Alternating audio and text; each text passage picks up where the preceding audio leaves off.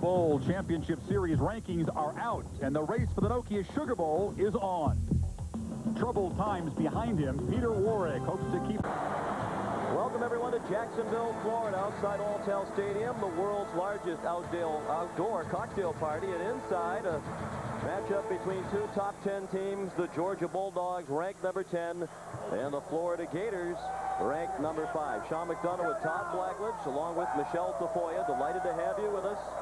They've been playing here in Jacksonville every year since 1933, with one exception during World War II when there was no game.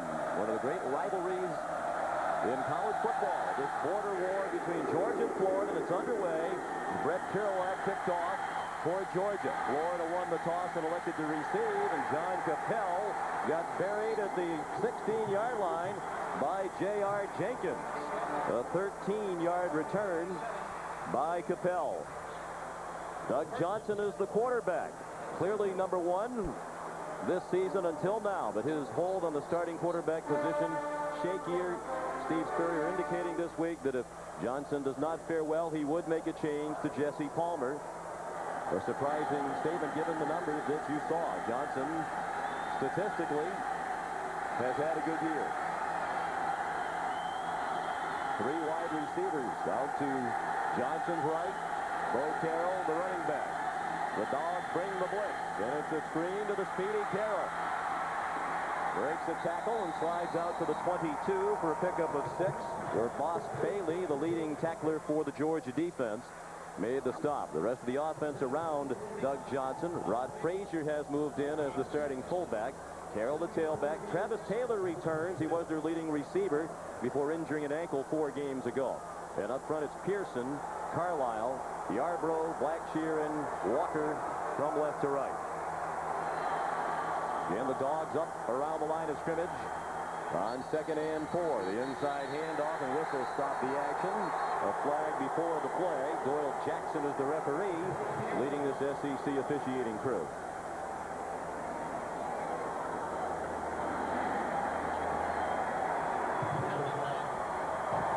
Foul is a dead ball. Ball starts by the offensive line, 5 yards from the previous spot. They'll take it back. And now the Georgia defense up front, the strength, the tackles, Marcus Stroud and Richard Seymour. Stroud returning after being sidelined with a knee injury. Kendrell Bell, the middle linebacker between Orontis Grant and Boss Bailey.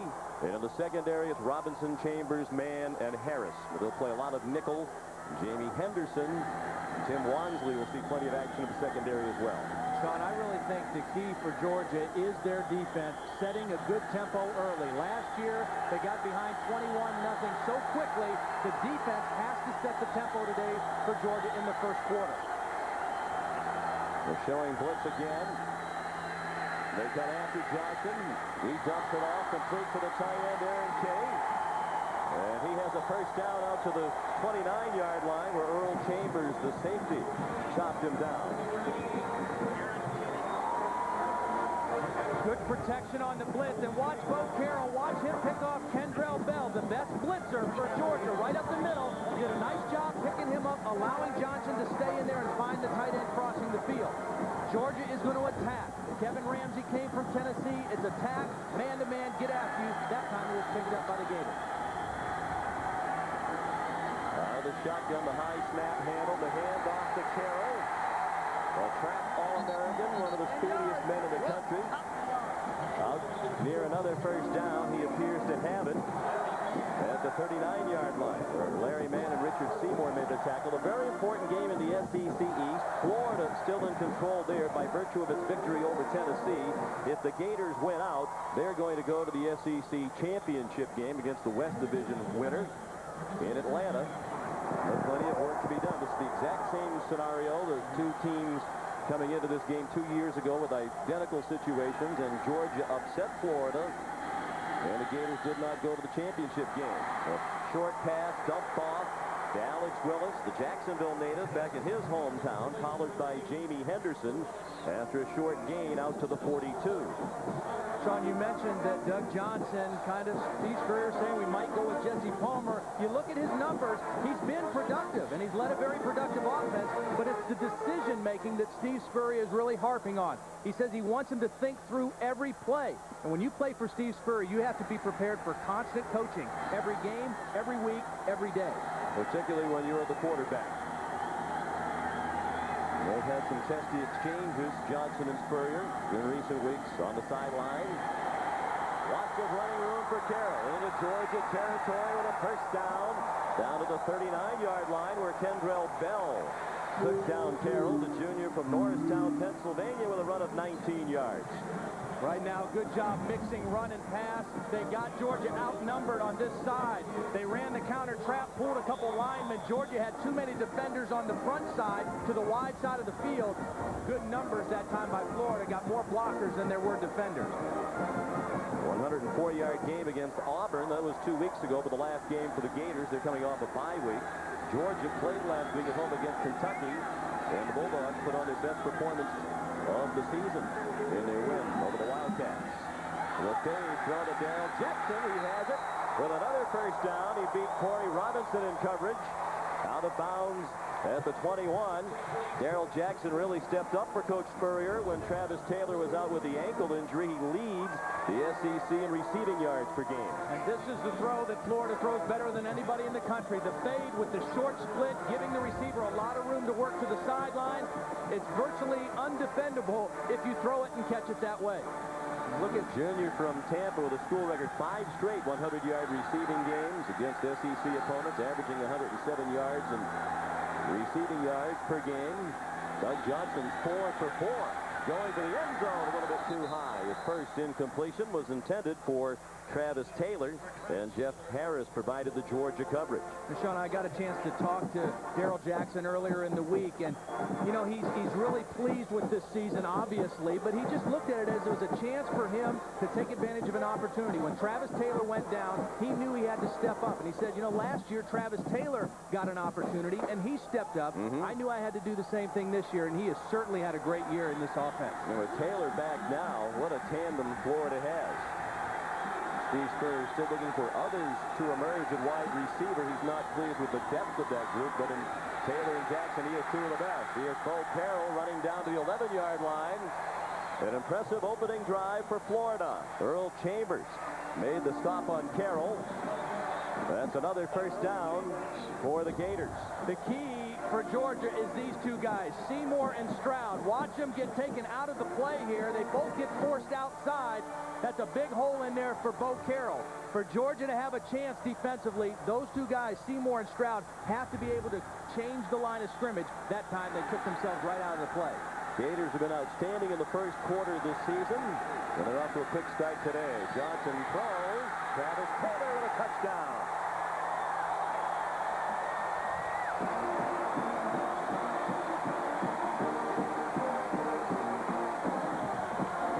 Steve Spurrier told us this week he thought his team was prepared to play their best, and they sure look it on this first series. Mix and run and pass. You've got man-on-man. Travis Taylor back from the injury against Jeff Harris. A lot of field to work with, no help inside, and a good throw from Doug Johnson. Jeff Chandler on for the extra point. It's good.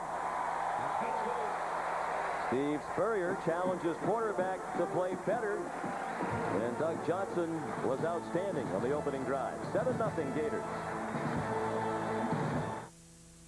Look, Enterprise Rent-A-Car. Ellie's renting again. And Enterprise picked her up again. She said Enterprise picks her up free. Free? Free. Now that makes renting easy. Pick Enterprise. We'll pick you up. Hi, I'm Gert Boyle, Chairman of Columbia Sportswear. My son Tim, our president, to demonstrate our interchange system. The liner zips in for maximum warmth. The outer shell is weatherproof.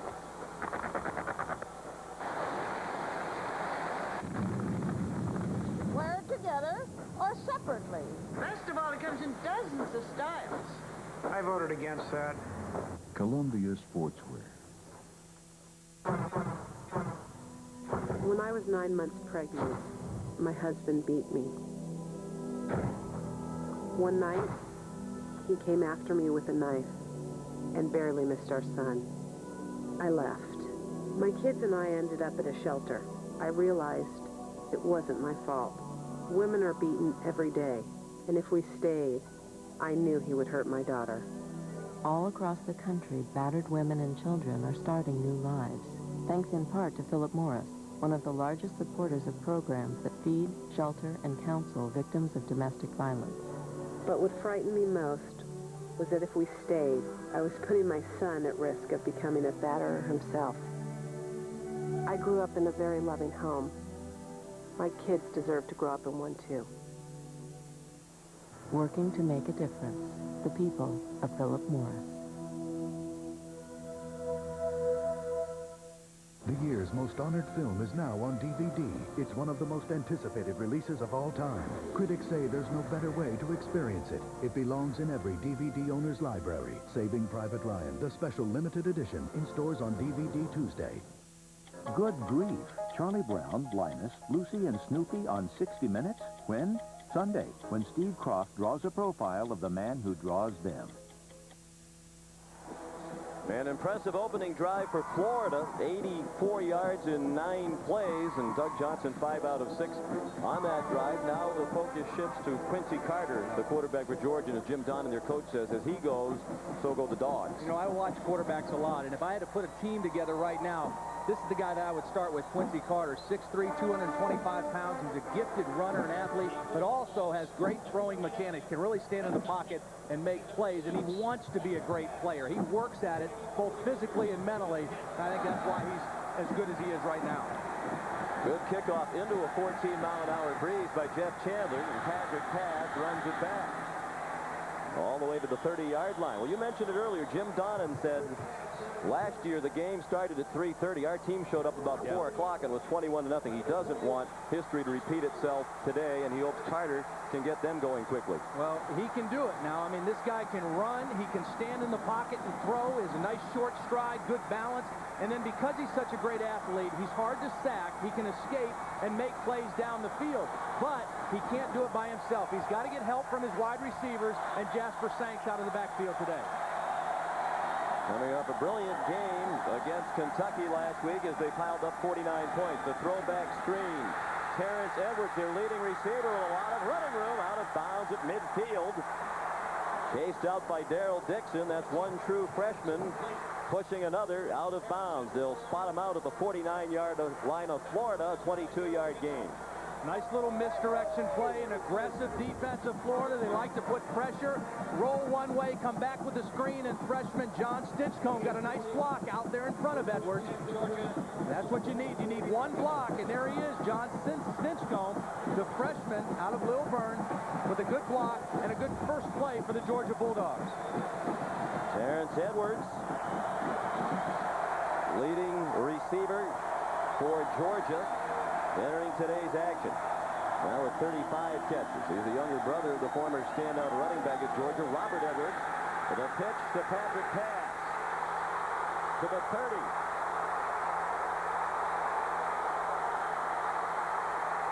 Out of bounds at the 3-yard line. There is a flag down on the play. Way back behind the line of scrimmage. 46 yards on the run, but will it stand? Jim Donnan told us that they were going to probably run more option than Florida has seen, and seen them run. Offsides on Florida. The key to the option, come downhill at the option man, make him make a decision, and then play off of him. They're going to attack this defender right here. He takes the quarterback. There's nobody there for the pitch man. Very well executed by Georgia. Had a lead blocker in front. That was Sanks. Quincy Carter attacked the defender, got the ball to pass, and 2 big plays in a row for the Georgia offense. What a great way to answer for the Bulldogs. Excellent downfield block on the play by the wide receiver, Michael Greer, number 36. First and goal. Georgia trying to respond quickly to the Florida score. They're at the 3-yard line of the Gators.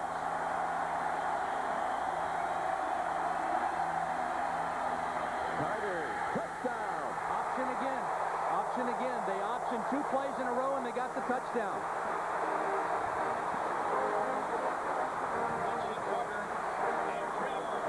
What the option does for you, Sean, is two things. Number one, it takes a little bit of that pressure away from a Florida defense, makes them play a little bit more conservatively, and it keeps the ball in the hands of your most gifted runner, Quincy Carter. It lets him make decisions on the move. Hap Hines, the senior from Marietta, Georgia, ties the game with the extra point. These are the top two offenses statistically in the SEC, and this one has the makings of a shootout. 7-7, less than 5 minutes in Jacksonville.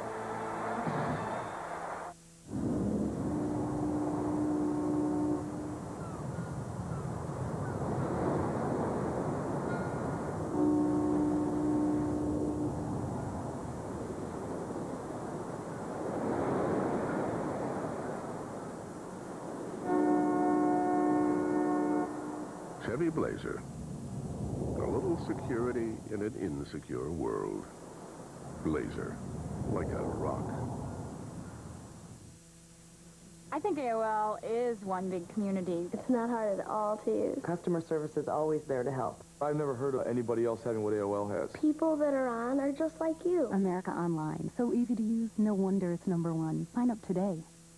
Dandruff, scratching, itching.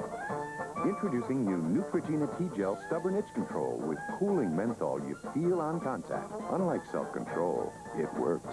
Ask any dermatologist. When was the last time you felt 284 horses tugging at your soul? When was the last time you immersed yourself in hand-tufted virgin leather? Can you really put a price on this kind of perfection? Actually, you can. Because this $70,000 car could cost you over $326,000 in retirement savings. We just thought you should know. Ask a financial advisor about Sun America, the retirement specialist. The Home Depot College Football on CBS is sponsored by the Home Depot, Sun America, America Online, and by Chevrolet Truck.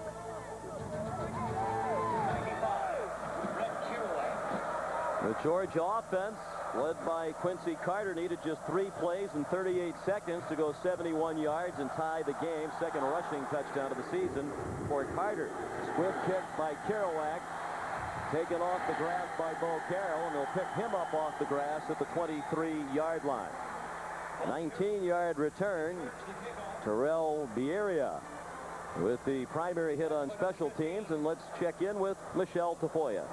Well, Sean, one of Jim Donnan's primary objectives coming into this game was to keep it close from beginning to end all the way into the fourth quarter. He says his team plays well in close games. Since 1997, the Georgia Bulldogs are 11-1 in games decided by 10 points or fewer, and Donnan said one of the things he didn't do with Quincy Carter last year that he wants to do this year is let him be aggressive and open it up from the start. Back to you.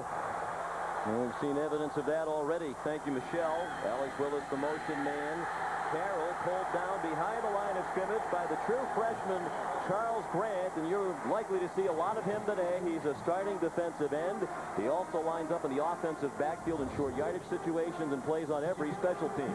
Here he is. He is a tremendous athlete and just took a great angle chasing that play down from the backside. You're going to have to cut off that guy. I mean, when you find out how quick a guy is coming down the line, Charles Grant too quick to let unblocked. You're going to have to cut him off if you want to run the other way. Last week against Kentucky, Grant had 3 sacks, and he also rushed 3 times for 44 yards, including a 42-yard touchdown run at 266 pounds. Darrell Jackson, the reception, and the stiff arm to get away from Corey Robinson. Finally knocked out of bounds out at the 46-yard line. A 25-yard pass play, Johnson to Jackson.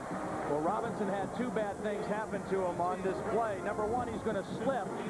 Watch Robinson right here. He's going to slip when he tries to come out of his break. And then after that, he's going to get stiff-armed by Jackson and fall down. So 2 bad things happen to the corner, and a nice little throw and catch by the Gators. Again, the onus is on the Georgia defense to respond. The offense responded exceptionally well. The defense has to make an answer right now. Interesting to see how often Johnson changes plays today. Given that Spurrier has criticized his decision-making at the line of scrimmage, that pass incomplete. after an apparent change of play intended for Travis Taylor. We hope to complete this pass to Tim Brando. A happy recipient here, Sean and Todd. Look at this.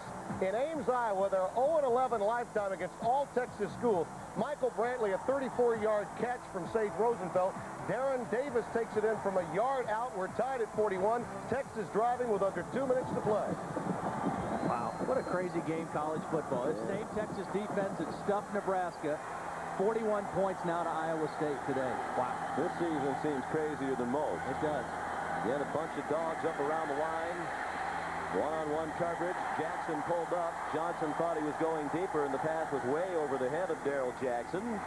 It'll be 3rd down and 10 in a 7-7 game, and a light rain has begun to fall here in Jacksonville. It wasn't really in the forecast. They were calling for just a 15% chance of showers. This is what you have to do to Doug Johnson. You got to pressure him up the middle. Kendrell Bell got cut again by Bo Carroll, but stayed after it and was able to get into the legs of Doug Johnson and make him make a bad throw. You've got to pressure him up inside with your tackles and your middle linebacker. 6 for 9 now for Johnson. 5 wide receivers into the game. Florida best in the conference on 3rd down conversions. And that pass is incomplete. Darrell Jackson slipping down just as the ball arrived, and the ball hit the turf at the 36. It would have been a 3rd down conversion. Instead, it's 4th down, and the punting team comes on for the Gators. It looked like Jackson lost his footing as he tried to slow down for this ball. The ball thrown maybe a hair behind him. Watch as he tries to adjust to the football. His feet go out from under him. Still a ball that he probably would make most times and should have made there. I wonder if this light rain is enough to make the field a bit slick. Alan Ryan on the punt. Running into the breeze. It's a short kick. Michael Greer juggled it but held on as he hit the ground at the 26-yard line. A 29-yard punt by Ryan. 8.5 left in the first quarter. The Dogs and Gators tied at 7.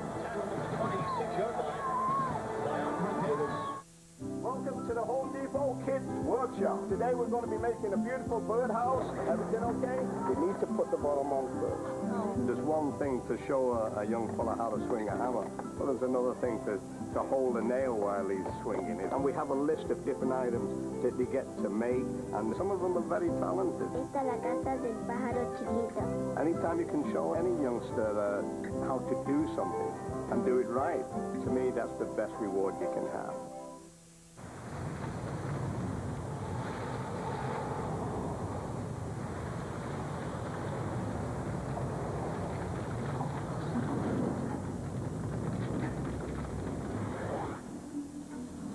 Introducing the all-new Chevy Monte Carlo. Green. The side you should own is up to you.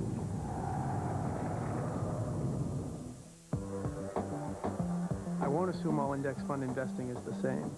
It's not. Consider the Fidelity 4-in-1 Index Fund. You invest in a combination of 4 stock and bond index funds, providing greater diversification than investing in a single index fund.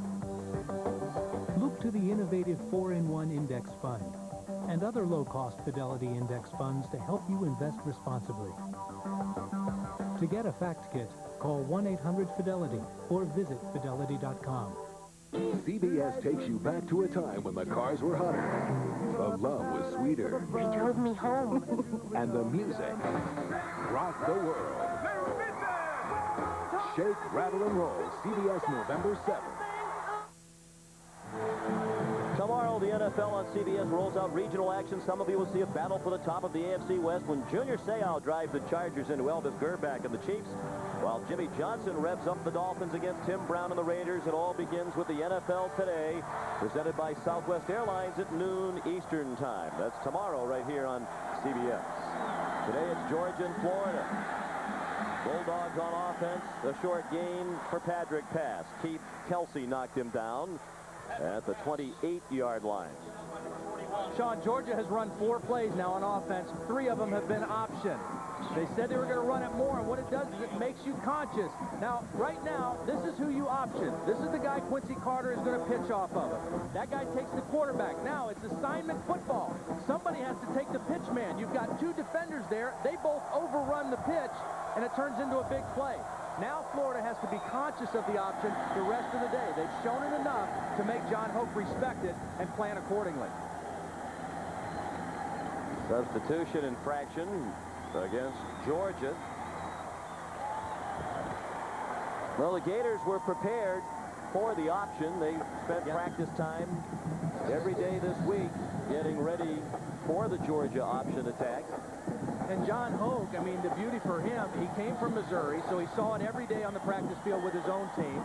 In the Big 12, the two best teams, Kansas State and Nebraska, you better be able to defend the option. Plus, they had the off week, so they actually had 2 weeks to prepare for the option. So far, though, Georgia has fooled them a little bit in this opening period.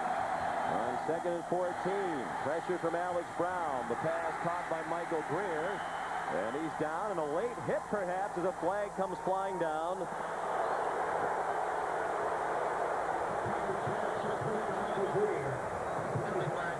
Todd Johnson made the first tackle, but then there seemed to be a late hit. And when Florida has struggled this season, it's been turnovers and penalties, and a lot of the penalties have been of the undisciplined variety like this one. Yeah, Andre Davis is the guy who's going to get tagged. Alex Brown came in there first, but Davis was the guy who led with the headgear, and that's where the penalty came. You want your defense to play aggressive, to fly around and go to the football, but there comes a point where they have to be smart as well, and that was not a smart play by Andre Davis.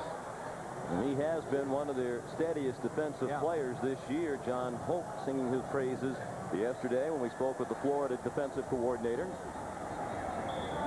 Steve Spurrier pleased with the improvement in terms of the lack of turnovers and penalties in their last outing against Auburn. They played a relatively clean game up at Auburn and posting a 32-14 victory in their last outing 2 weeks ago. Midway through the first quarter, 7-7 the score.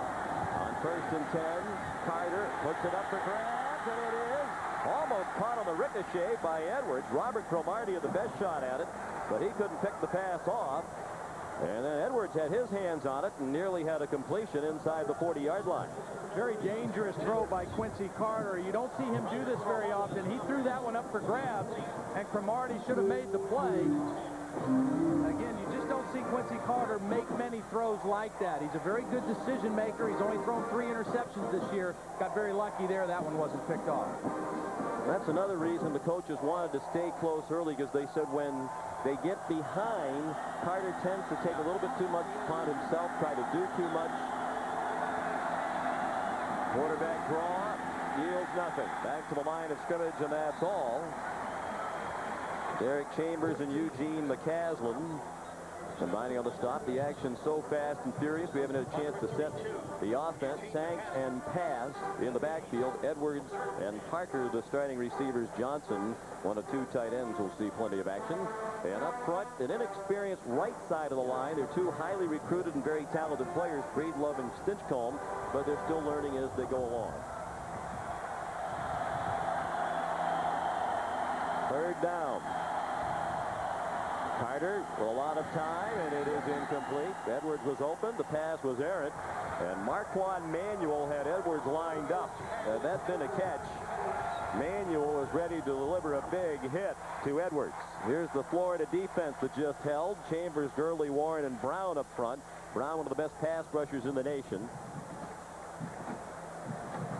Davis with McCaslin and Kelsey, the linebackers. And the revamped secondary from earlier in the year, Darrell Dixon, the true freshman, has moved in at safety in recent weeks to join Alexander, Manuel, and Cromartie. There's Jonathan Kilgo, the freshman punter. And Bo Carroll waiting for the kick at the 18. Never got it up into that breeze that is helping Kilgo. Line drive that spins out of bounds at the 28-yard line. A 32-yard punt. Our aerial views are courtesy of the Goodyear Tire and Rubber Company. Overhead is Goodyear's Stars and Stripes, continuing a 75-year tradition as the aerial ambassador and icon of the 100-year-old company. And a tough day up in that blimp today with the rain now falling. Tough day, and it's a pretty gusty breeze as well. It's getting tough in the booth, too. Yes, it is. That rain is coming straight into our booth.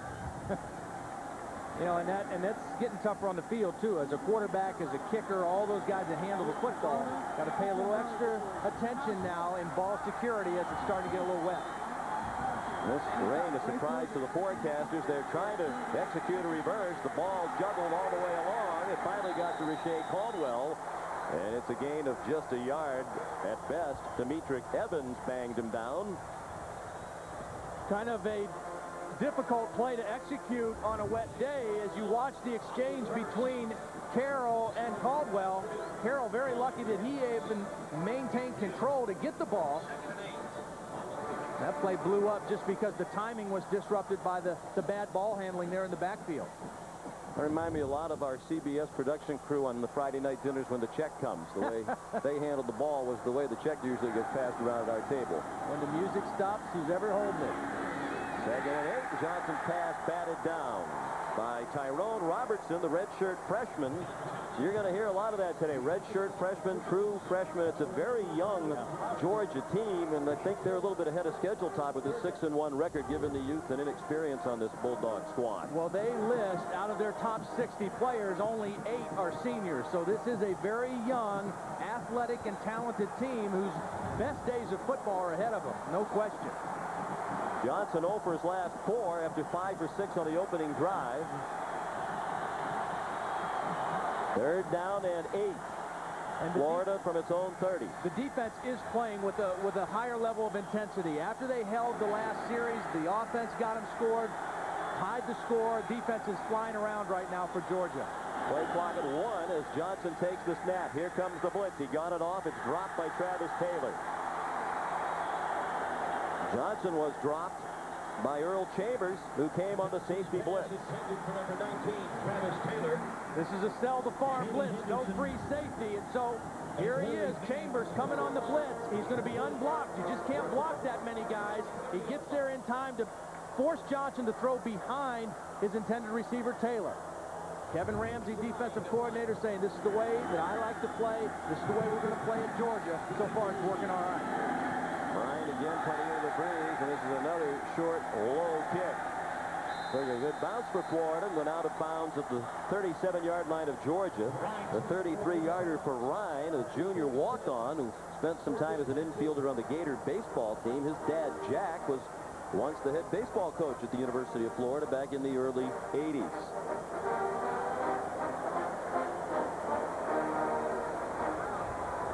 Uga, as always, in attendance. This is considered a neutral site. The tickets every year distributed evenly between the two teams, about 40,000 for each school. A toss to Jasper Sanks, and a late flag comes in as Sanks went down at the 40-yard line.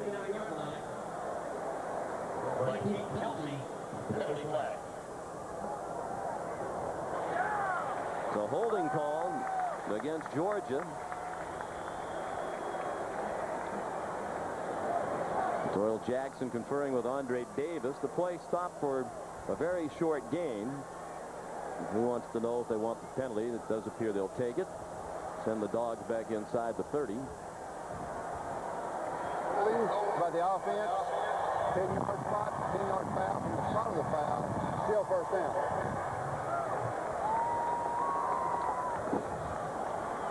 Sounds like Doyle Jackson's mic's getting a little soggy here in this unexpected rain. Georgia spreads the field. 4 receivers move away from the line, and an offensive lineman moved away too soon. Jonas Jennings, the tackle, came up out of his stance, and the retreat continues for the Bulldogs. Well, Alex Brown has not put up the same kind of numbers that he did earlier in the season, and particularly the Tennessee game, but he is still a threat to rush the passer, and he was lined up over Jonas Jennings that time, and Jonas a little eager to get out of his stance. You know the guy can rush the quarterback, and so you're going to be aware of him. Here he is, right there's Alex, and watch Jonas just a little early getting out of the stance. And John Hope made the point about Alex Brown. The stats would say perhaps he's not playing as well, but the coaches told us a lot of it is because they're using him sometimes in coverage. They run a lot of zone blitzes. They can drop him away from the line of scrimmage. Quincy Carter on first and long throws, dropped. by Jermaine Phillips. Let's get an update on that Texas-Iowa State game. Here's Tim. Sean and Todd, this is a game that Iowa State absolutely should have won. They fumbled one into the end zone on a kickoff. They lose it on the final play of the game as Chris Stockton puts it in. 44-41. Look at the standings in the Big 12 South. Texas Tech currently losing to Missouri in the second half, 20-7. Texas right now in the driver's seat as we watch the BCS blow up in front of our faces. Well, that's one. If you're Mac Brown, you're just happy to get on the bus and go home. Take a win any way you can. Get on the bus and go home. After the big win over Nebraska, perhaps an emotional letdown, although Iowa State's a much better team this year. Jasper Sanks on second and forever. Danced for a few before Andre Davis took him down. The polls are open. We invite you to vote on the game of the century in the CBS Sportsline College Football Millennium Poll. Just click on NCAA Football at cbs.sportsline.com or on America Online, enter keyword CBS Sportsline.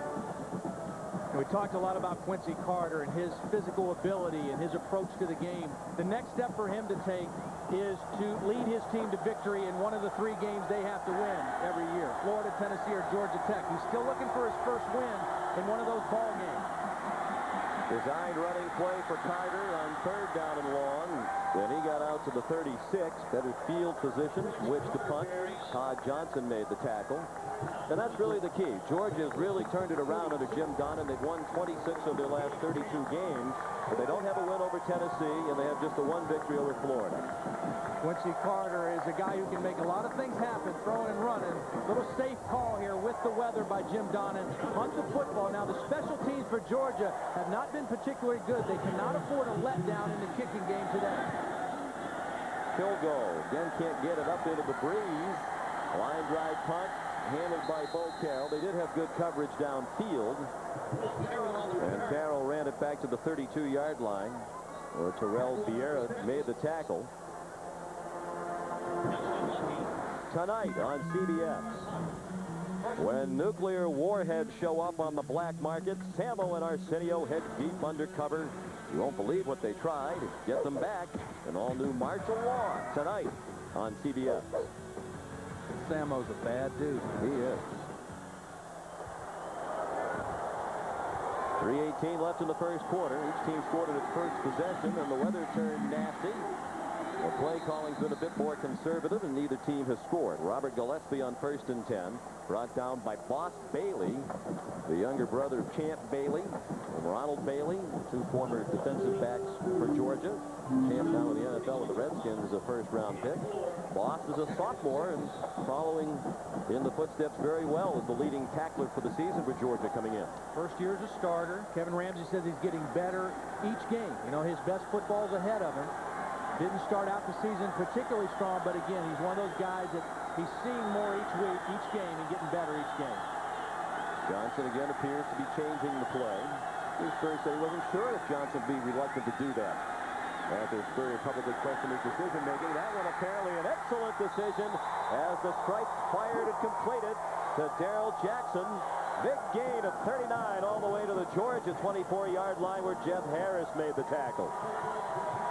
Well, what Doug Johnson saw was he had single coverage with his main guy, and he saw the free safety way over here. So he runs the post. He knows the safety can't get there to help. It's a lot of open field in the middle of the football field. The safety out of position to make a play, Larry Mann. Good read by Doug Johnson, checking to the right player. Already 82 yards receiving in the first quarter for Jackson. Apparently well on his way to another 100-yard game. Fullback. It is the fullback, and Richard Seymour was not fooled. Robert Gillespie took the handoff and was taken down by Seymour for a loss of 1. And we've covered the Gators for a few weeks, and I've seen them practice this every Thursday. It's just it's a little trick play. It's kind of a, you know, you can't do the fumble-rooski anymore where you put the ball on the ground, but that's Steve's version of it now with the new rules, and Georgia was ready for it that time. These two coaches have a lot in common. Jim Donnan and Steve Spurrier, both 54 years old. Both played quarterback with great distinction in college. Both kicked as well. Here's the same play. Well, Steve can be a little stubborn sometimes, too. I think they both have that in common as well. Well, they weren't full this time either. This time, Moss Bailey came in to help Richard Seymour. See, what you do is you try to fool them thinking you've moved your backs up to help in protection, but Georgia right there, Richard Seymour, not fooled at all. Steve's like, doggone it, this play's supposed to work. We called it, we worked on it, got the right defensive look, it should work. 2 times in a row, it did not. Under a minute left in the first quarter, a 7-7 game from the Georgia 29, 3rd down and 15. They rely on the running ability of Alex Willard. And he's out of bounds short of a first down. He did gain 11. And we'll see if under these conditions, with the rain coming down steadily and into the breeze, Steve Spurrier looks for the field goal try, and he will. 14, the only miss, a 41-yarder against Alabama. And he has never missed in his career in a field goal try of less than 40 yards. 20 for 20 in his career inside 40. This will be a 35-yard try. Willie Young, the holder. Michael Youngkin, the snapper, and a flag down. And it's 4th and 4, so that's against Georgia.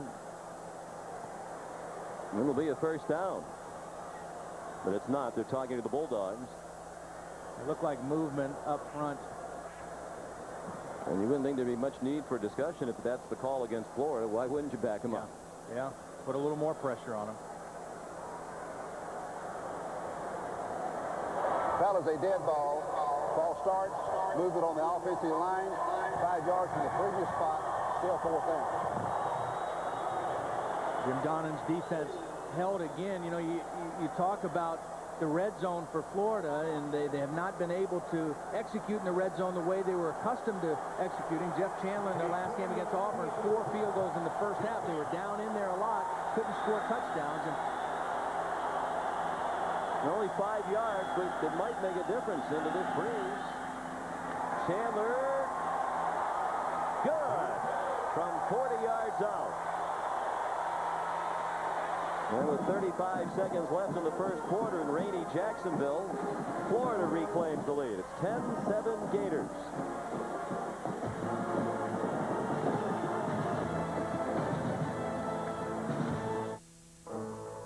Okay, everybody, let's square dance.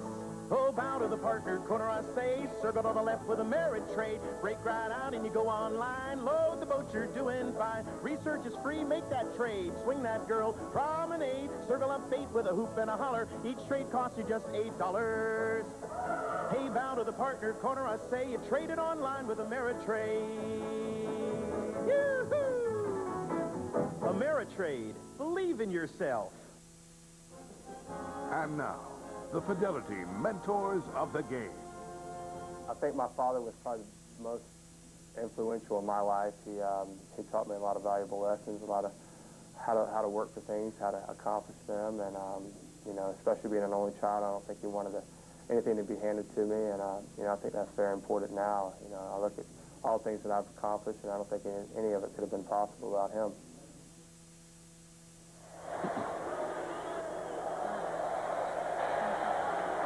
10-7 Florida in the final minute of the first quarter. Doug Johnson, you know, there was so much talk about the quarterback position these last couple weeks. And, you know, he started this game against Georgia last year, hit 11 of his first 13, played really well in the first half. And, you know, you wonder how much of that Steve Spurrier was doing just to fire up his quarterback. And again, you've got to expect, as a quarterback at Florida, to be coached every single day. Steve Spurrier wants you to get better every single day. Doug Johnson has answered that challenge today, I think. Good kick by Chandler. This is Brett Milliken running it back. And he's tripped up just shy of the 20-yard line. Kenny Alexander made the tackle on kickoff coverage. A run back of 17 for the junior, Brett Milliken.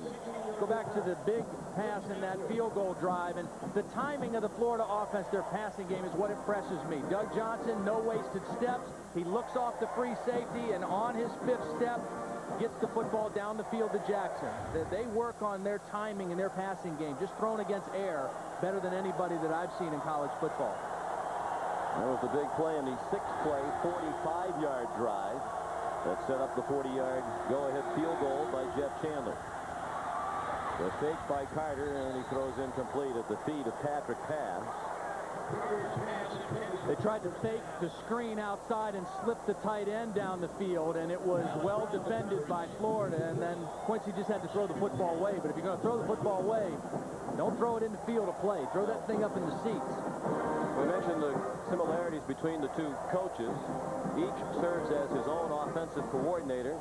They both like the razzle-dazzle. They're go into the bag of tricks as regularly as any coaches in the country. He's not afraid to say what's on his mind.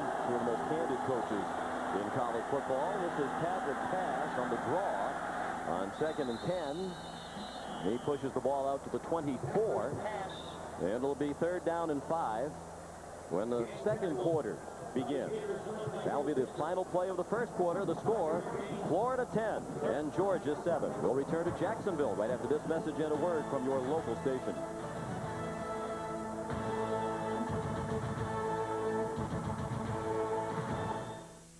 So what will happen to all this now that you're going virtual? We're not going virtual. Well, I read you're getting into internet trading, online cash management. Well, we are, yes. The end of an era. Not at all. Online trading and the rest of it are simply new tools we're making available. You don't have to sugarcoat it for me, but I must tell you, I'm going to miss our little chats. Nelson, I'm not going away. The office isn't going away. The coffee? The ticker? Not going away. What about the little bull? Not going away. Good.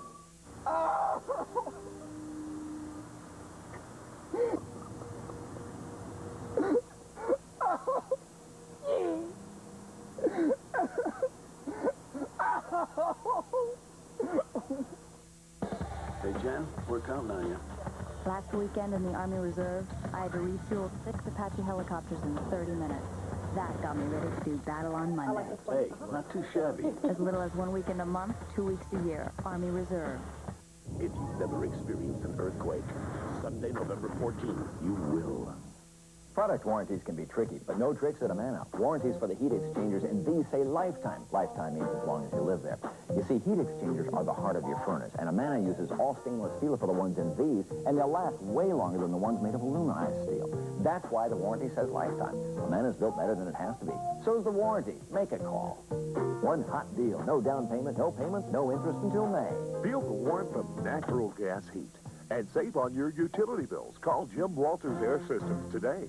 In the trucking industry, wisdom comes with age, and in the last 25 years, Ron Epps International Isuzu has learned a thing or two about meeting customer needs. Our new truck sales department can provide the perfect truck for your business. On a budget, check out our used truck center in Resaca. Need parts? Ron Epps stocks the parts you need most. And don't forget service. Trained technicians work morning till night to get your equipment back on the road. Ron Epps International Isuzu, the answer to all your trucking questions. The 99s are gone and the 2000s are here. Come to Family Hyundai on East Walnut Avenue in Dalton and experience the Hyundai Advantage, backed by America's best warranty package. Test drive a 2000 Elantra, Sonata, Tiburon, or any other new Hyundais. Driving is believing. Rebates, great terms, and low monthly payments make owning a new Hyundai easy, so come on down and see for yourself. Become a part of our family at Family Hyundai, 1502 East Walnut Avenue in Dalton. Is probation for sale? Thursday night at 6 on News 12. Start of the second quarter in Jacksonville, where Florida leads Georgia 10-7. Gators have dominated this rivalry in the 90s, winning 8 of the last 9 meetings.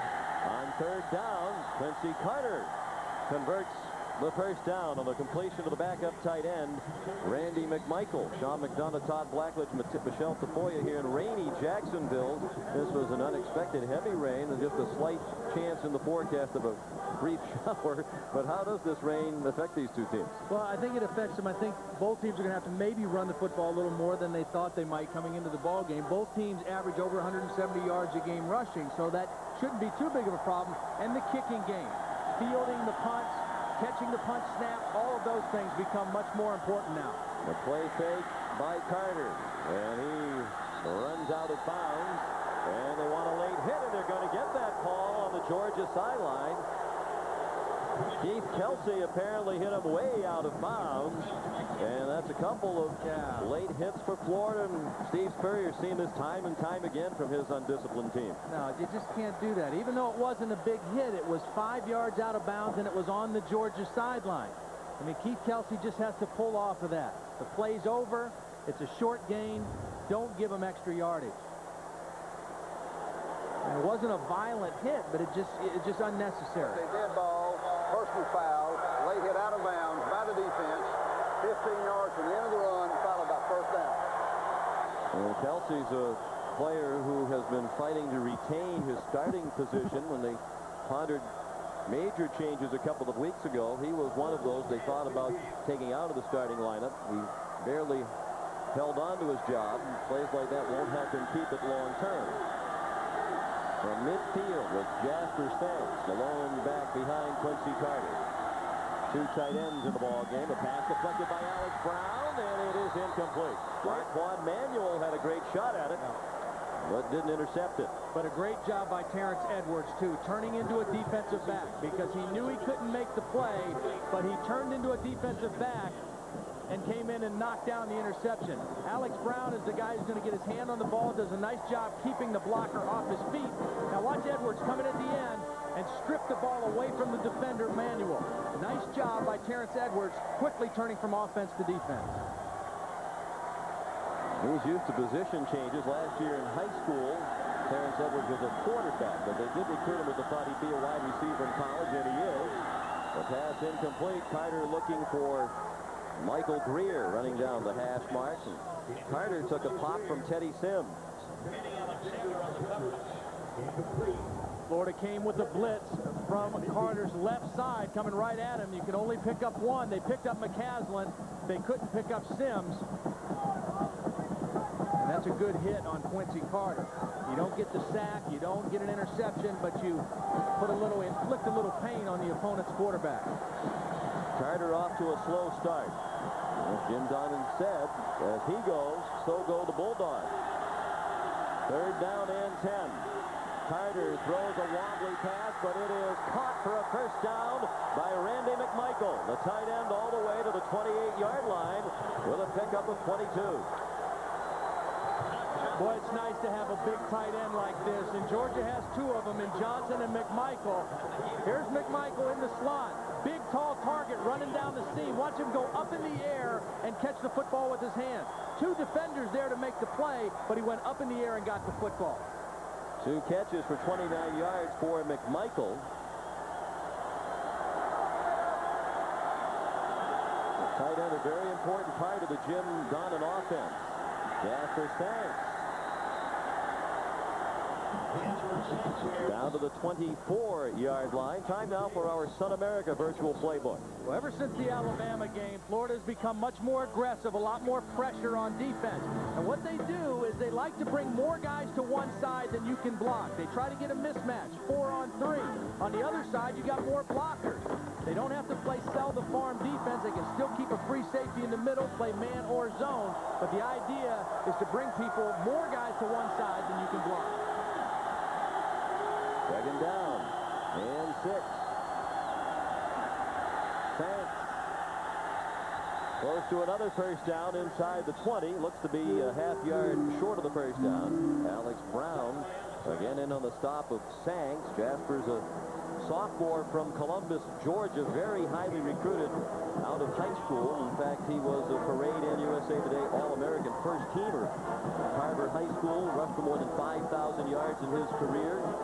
Didn't make the test score, so went to Fort Union Military Academy for 1 year. And he admitted last year wasn't in great shape, but this year he got up in the summer every day at 6:30 in the morning, had his own little mini triathlon, dropped about 14 pounds. He's been much more effective. Quincy Carter, the keeper, on third and short. He didn't get it. Stop for no gain by Gerard Warren and Andre Davis. Sean, I don't know what happened on this play, but it did not look like a good quarterback sneak. I don't know if there was a problem with the center exchange, but actually it was just the quick pressure over the top by Andre Davis.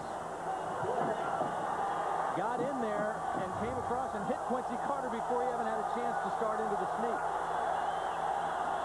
Fourth down and 1. LaRon Haynes In fullback, leading the way for Sanks. And he struggles for the first down. It would have been close had it not been for that lunge at the end. Andre Davis again made the tackle, and Jim Donnan's team moves the chain. Good first down for Georgia. You know, looking at Sanks down on the field, he is really thick. I know he had a weight problem last year, and he's trimmed down. He's in a lot better shape, but he is still very thick as a runner. And he gets those shoulders square to the line of scrimmage, and good leg turn, and keeps fighting for the first down. A difficult guy to tackle because he is a powerful runner. Now weighs about 226 pounds. Third in the SEC in rushing yards. Alexander leading the way. Carter on the option. We haven't seen as much of that lately, Todd. I was just going to ask you that before the play. You think it's because of the rain? It's a little riskier to be pitching that ball around into these conditions. It is a little riskier, and it also you ran it enough early to make Florida defend it and make their adjustments. But I was just about to say they were due to run an option there. I expected to see Georgia run an option in that situation. It still is a threat because Quincy Carter, when he keeps the football, he is the most gifted runner that Georgia has. Sanks is a power runner, but this guy is the most gifted runner that Georgia has.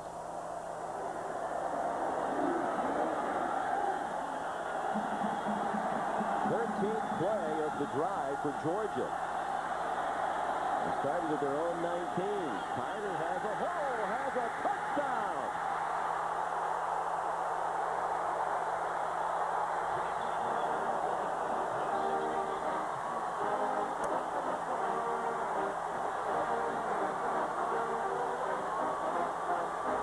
Georgia showed pass on this. They had a lot of wide receivers. He comes down the line. You don't have to pitch the ball when the quarterback can run like this.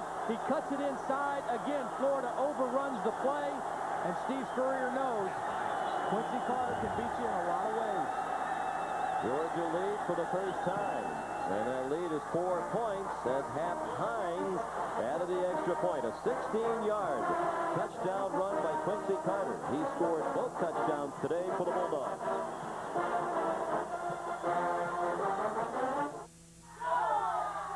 Hey, Mike, Chardonnay's a little long. You got it, bro. Go. What happened, man? Oh, it's Keyshawn again. I can't believe it. Hey, you pissing me in front of my boys, Keyshawn? What? You didn't even see the play. You need to get Web TV so you can pause the action before you make your little wine and cheese run. Bon appetit. I think he's being sarcastic. Thank you. You're welcome. We asked the tough fans of the St. Paul Saints to test the new Norelco Quadra Action Razor for 21 days. Electric sting! But when they tried it, they started to like this advanced new Norelco, with slots to cut the long hairs and holes that get the short stubble. They got a quick, close shave without the nicks and cuts of a blade. By the end, these fans had fans of their own. The new Quadra Action Razor. Try it for 21 days. It's guaranteed or your money back. Norelco. Put it to the test. Why do I have Aflac insurance on top of my regular health insurance? Because he has his mother's eyes. Because I still have to teach him to whistle. And because Aflac helps cover what other insurance doesn't. If I'm injured, Aflac even provides cash to help pay bills. So why do I have Aflac? Did I mention he has his mother's eyes? Aflac supplemental insurance. Without it, no insurance is complete. The Chiefs run into Junior Seau and the Chargers. For the Dolphins' daunting D readies for a frightening Raiders attack. A scary Sunday on CBS. Quincy Carter for the second rushing touchdown of the game. He has given Georgia a 4-point lead. Brett Kerouac's kickoff down to John Capel. And his run back is out to the 28-yard line. 23 yards on the return for Capel, the sophomore from Brooksville, Florida. 2 blocks to watch on the touchdown. Randy McMichael out here, the tight end, and Jonas Jennings, the tackle. Watch both these guys get a block as Quincy Carter turns it upfield on the option. He's got a clear lane to the end zone. A couple Gators overrun the play, but 2 good blocks sealed that corner for Quincy Carter. Another timely option by Jim Donnan. And an 81-yard drive, 13 plays. It took 4 minutes and 48 seconds, and that's another key. You want to keep that Florida offense off the field. That was The key in the victory for Alabama over the Gators is Alabama had 41 minutes in time of possession. Johnson throws to Darrell Jackson. He's driven back after a gain out near the 36-yard line. Hit by Tim Wansley. You mentioned the situation this year almost identical to 1997 when Florida was again in the driver's seat in the SEC East. Robert Edwards scored 4 touchdowns, rushed for 124 yards to lead Georgia the upset, 37-17. Florida bounced back last year with a 37-7 win. Because last year, the Gators had already lost to Tennessee, and the Vols went through the entire season undefeated on their way to the SEC title and the national championship. Bo Carroll ridden down by Richard Seymour. Loss on the play back to the 33. Tough to run that play against that defense. This is the old Bear defense, a 46 defense. You got 8 defenders around the line of scrimmage. There's just too many guys to block in there. Florida can't block them all. Kevin Ramsey going to the 8-man front. Tough to run the football against the 8-man front. The Bulldog fans making the noise at the moment. The defense is encouraging those cheers.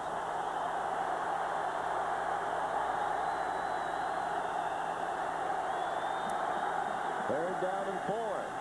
Bo Carroll stopped short of the first down. Charles Grant wouldn't let him go. Kendrell Bell also in on the play for Georgia. That's the difference between Bo Carroll and an injured Ernest Graham. Bo Carroll weighs 165 pounds. He just didn't have enough behind him to kind of carry that tackler forward for a first down. Ernest Graham, more of a powerful runner, probably could have got that first down. And it looks like Steve Spurrier's going to go for it on 4th down and 2 at his own 36-yard line. May just try to draw him off sides with the snap count by the quarterback. Johnson Keats has the first down and more. Rare carry by Johnson. And that did surprise the Bulldogs at a big risk. It was officially 4th down and 1, but it was closer to 2 yards. And they convert out to the 44. Risky call, but Doug Johnson knew Kendrell Bell was up over the center. The middle linebacker took himself out of the play because he was going to blitz to the other side. And Doug Johnson knew right where to go with that quarterback sneak and then went right down to the ground. Good call by Steve Spurrier. Go away from the middle linebacker. Let him commit one way, run the quarterback sneak the other way. Gators at their own 44. Nearly midway through the second quarter. Georgia leads 14-10. Johnson throws, and it is almost intercepted by Jamie Henderson. The pass intended for Darrell Jackson, but Henderson was in front of Jackson, and Jamie almost had his 6th interception of the season. The 2 quarterbacks, Henderson and Robinson, have 5 pickoffs each for Georgia. Well, we saw Terrence Edwards of Georgia turn from offense to defense. Darrell Jackson does the same thing as he realizes that he's not going to get the football and Henderson has a better shot. Darrell Jackson keeps his hands in there, keeps one hand on the jersey as well, but fights for the football. That's what you want your wide receiver to do. If he can't make the catch, just keep fighting. Don't give up an easy INT. Out of the shotgun on 2nd and 10. The screen for Bo Carroll. Touch back inside at the 45. Bounced off a couple tackles. He takes a late hit. And that'll give Florida first down inside the 35-yard line by the time they assess the penalty. Orontis Grant made the first hit. Looked like Kendrell Bell was late. Well, this is, first of all, a job of poor tackling by Georgia because they're in position to make this a very short game. There's one missed tackle. Here comes another one by Henderson. A 3rd missed tackle, 4, and then the late hit at the end. So 4 missed tackles followed by a personal foul penalty. Bad job of defense that time by the Bulldogs. I think one of the many areas in which the Southeastern Conference officials excel is in being very consistent in calling that late hit. We've seen that on both sides today. You get a lot of aggressive defenses in this conference, and sometimes, you know, that's great between the whistles, but when you take it a little bit too far, you got to make that call, and you're right, they do stay on top of that one pretty well. Back and forth game. Florida's twice had the lead. They were tied at 7 for a while. Now it's Georgia on top with Florida on the move. Johnson throws short. Alex Willis down at the 31. That play yielded 3. Kendrell Bell made the stop with help from Tim Wansley. Mentioned the similarities in the coaches. Many similarities between these quarterbacks, including the fact that both were high draft choices in Major League Baseball. Johnson by the Tampa Bay Devil Rays in the 2nd round. Quincy Carter by the Chicago Cubs in the 2nd round. Both played minor league baseball without distinction. Both had trouble hitting. Yeah. Hitting the deuce. Yeah, both hit around 200 in their minor league careers. Here's Gillespie on the delay. Collared by Richard Seymour.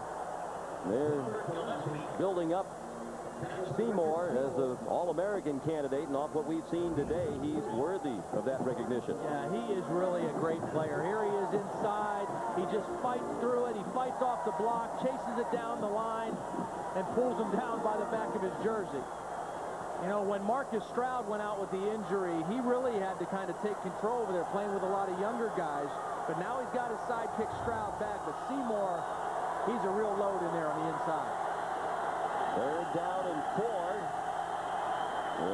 Fullback came up close.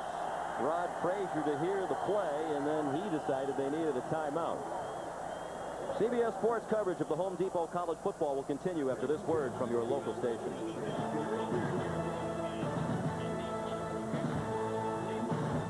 Happy Halloween from all of us at CBS. 99s for 99. During Fall Frenzy at North Georgia Toyota in Dalton, 99 models are just $99 over invoice. Every Camry, every RAV4, every Tacoma 4x4, just $99 over factory invoice. And check out these new 2000 models. The all-new Echo starts at just $99.95. The totally redesigned 2000 Celica is just $18,995. And the sleek new 2000 Avalon starts at just $25,995. It's Fall Frenzy only at North Georgia Toyota in Dalton every day. More than 30 years, physicians with University Orthopedics have been treating area athletes for their sports injuries. University Orthopedics Sports Medicine program includes strength assessment and personal rehabilitation programs for athletes from recreational to collegiate levels. Their offices in the Sports Barn Life Fitness Complex provide access to advanced diagnostic and therapeutic services. And Saturday morning office sessions allow athletes to be seen promptly after their Friday night game. University Orthopedics. We're taking sports medicine to the next level. J.D. Power & Associates ranked Dodge Dakota best compact pickup in initial quality. Add all these great features, and you can see why the new South thinks so highly of Dakota. Yet this Dakota Club Cab is easily within your reach, especially with this low $209 a month lease. Get a truck with very lofty credentials, with a very down-to-earth payment. Dodge Dakota. Different. Connecting the Tennessee Valley and beyond. Doppler Net 12,000.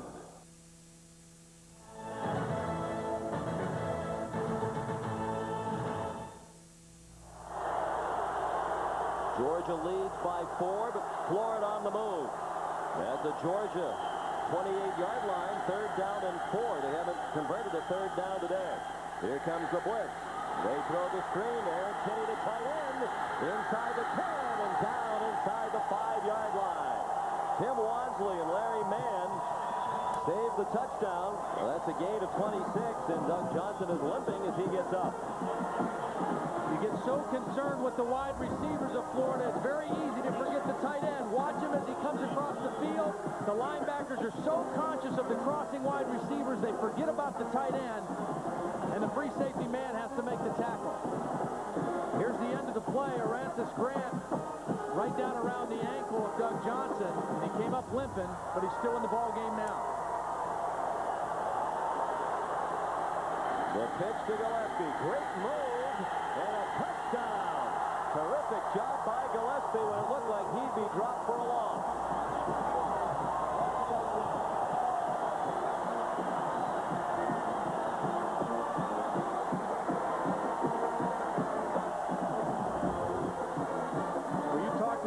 Great move. This is the play that set up the touchdown. Aaron Kinney's catch on the big 3rd down play.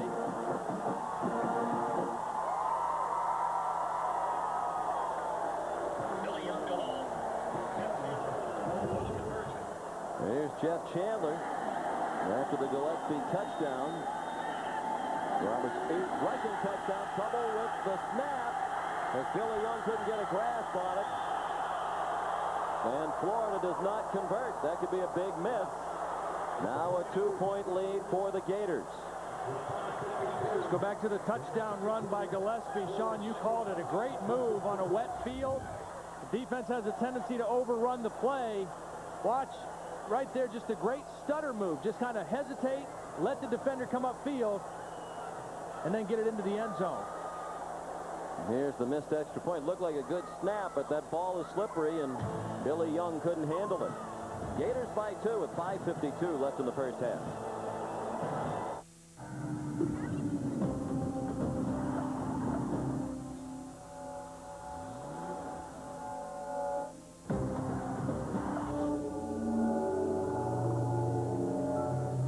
Intrigue is now the first and only mid-size car with a precision control system. It gives you better control over the unexpected. Intrigue by Oldsmobile. Start something. You can't imagine the tension, Dad. Jamie was our last hope. Phone calls like this are just too important to rush. Their pitcher was huge. That's why we always dial 10-10-321. And then Jamie really smacked it. With 10-10-321, our calls over 10 minutes are half off. That's just 8 cents a minute, day or night. And at 8 cents a minute, we can talk as long as we want. Grandpa wants to talk. I won the game! Talk as long as you want with 10-10-321. Own the most honored film of the year. The special limited edition of Saving Private Ryan. Winner of 5 Academy Awards, including Best Director Steven Spielberg. The special limited edition of Saving Private Ryan on video and DVD November 2nd. Need brakes? Now during the Midas $40 lifetime brakes rebate, save $20 per axle or $40 for your whole car. Lifetime guaranteed $40 in savings right now. Go safely. Go Midas. Jim Brando in New York, and coming up on the AXA Halftime Report, Spencer Stillman and I will get you caught up on all the scores and highlights, including Randall L's 4 touchdown passes for the Hoosiers today, but this Hail Mary fell short as Michigan won. Now back to Georgia, Florida.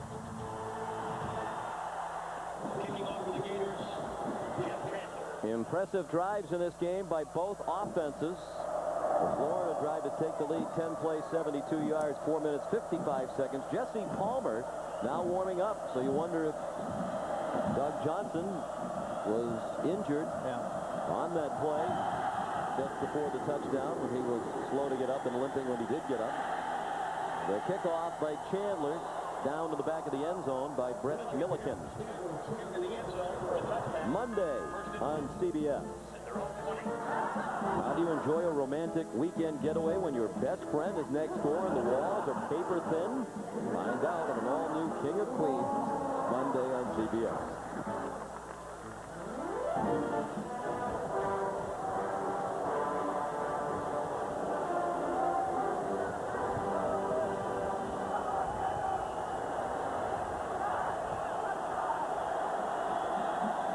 First and 10, Georgia. The pitch to Jasper Sanks. He picks his way ahead for 3 out to the 23-yard line.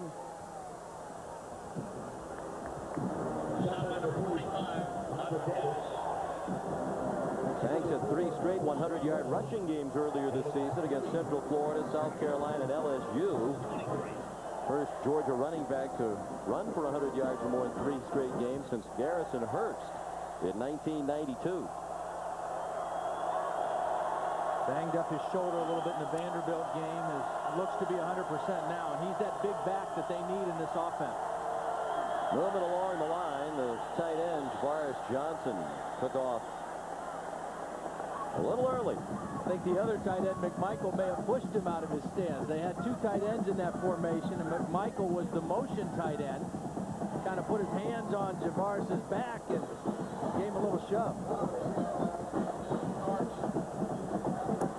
You know, both Jasper Sanks and Jamal Lewis, the great Tennessee running back, very highly recruited high school running backs out of the Atlanta area. Douglas High School, Jamal Lewis, Carver High School for Jasper Sanks. And both schools, Tennessee and Georgia, were actually recruiting both of them. And Georgia really keyed in on Jasper Sanks, and when they got him, Jamal went to Tennessee, and they both, Jamal, I guess, has had probably the better career to this point, but Jasper Sank having a much better year this year than last. Carter escapes the rush, and he'll take off. First down, out of bounds at the 37-yard line. Alex Brown hit him after a gain of 19. This is what makes him so dangerous, Sean, is his ability to just pull it down and run when he doesn't see what he likes. He doesn't see anything downfield. He feels the pressure from the outside from McCaslin. He is a very difficult guy to tackle, not just because he's quick and elusive, but because he's 225 pounds. He's a big physical guy, very difficult to sack or to tackle. Patrick Pass limping off. He's had a bad ankle. You can see that right ankle is all taped up, and he's been battling with that ankle injury all season.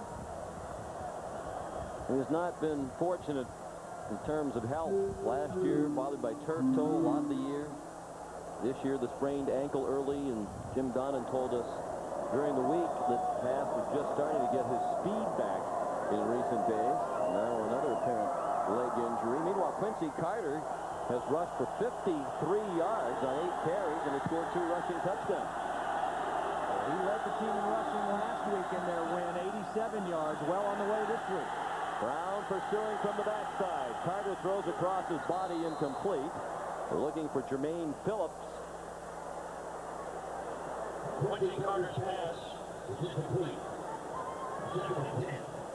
He's such an elusive guy, Sean. I mean, he really is a gifted runner.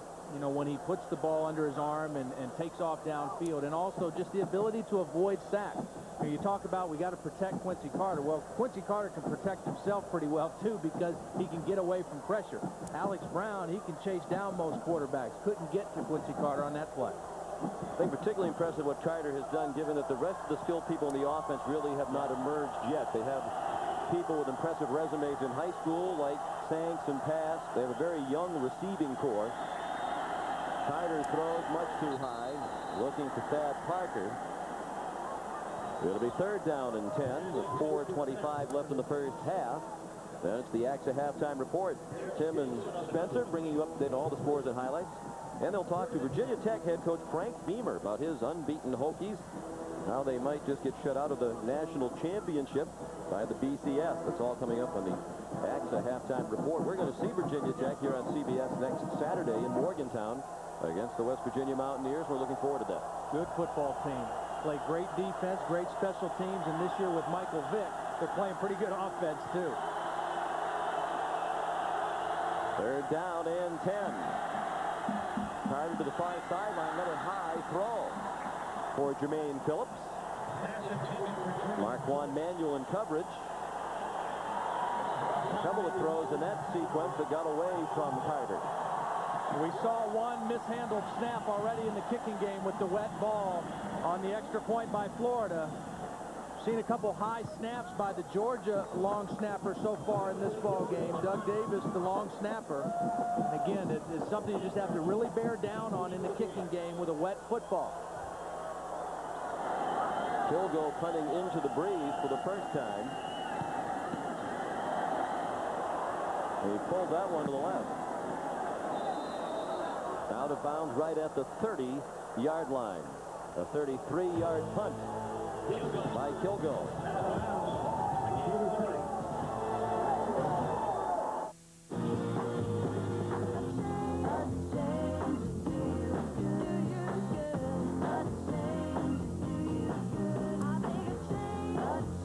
Hey, change might do you good. Buy a new 2000 Oldsmobile Bravada and get a 6-disc CD changer at no extra charge. Plus, $1,500 cash back. So you can rock, roll, and ride to hours of uninterrupted music. Get down to your Oldsmobile dealer today and start something loud.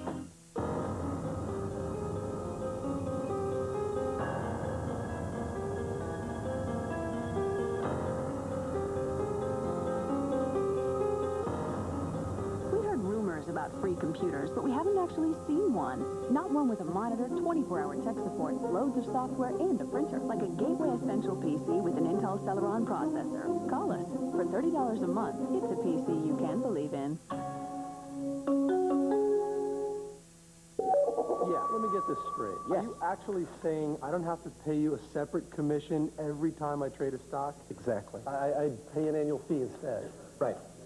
Is anyone getting We this? don't pay you a commission every time we trade. What's your motivation? It's just like always in your best interest. Could you just explain it again? Maybe what it is the fee is based on the value of our portfolio. So when we succeed, they succeed. You'll have to be patient with us. This is all very new. Who do you consider the greatest football player ever? Let us know at cbs.sportsline.com or the Sporting News website as they select football's 100 greatest players.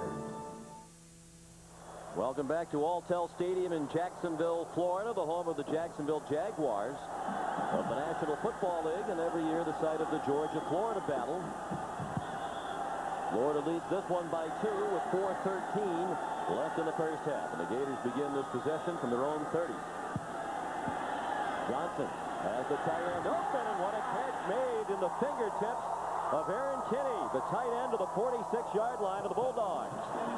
Aaron Kinney has been a real weapon for the Gators today. This is an outstanding catch.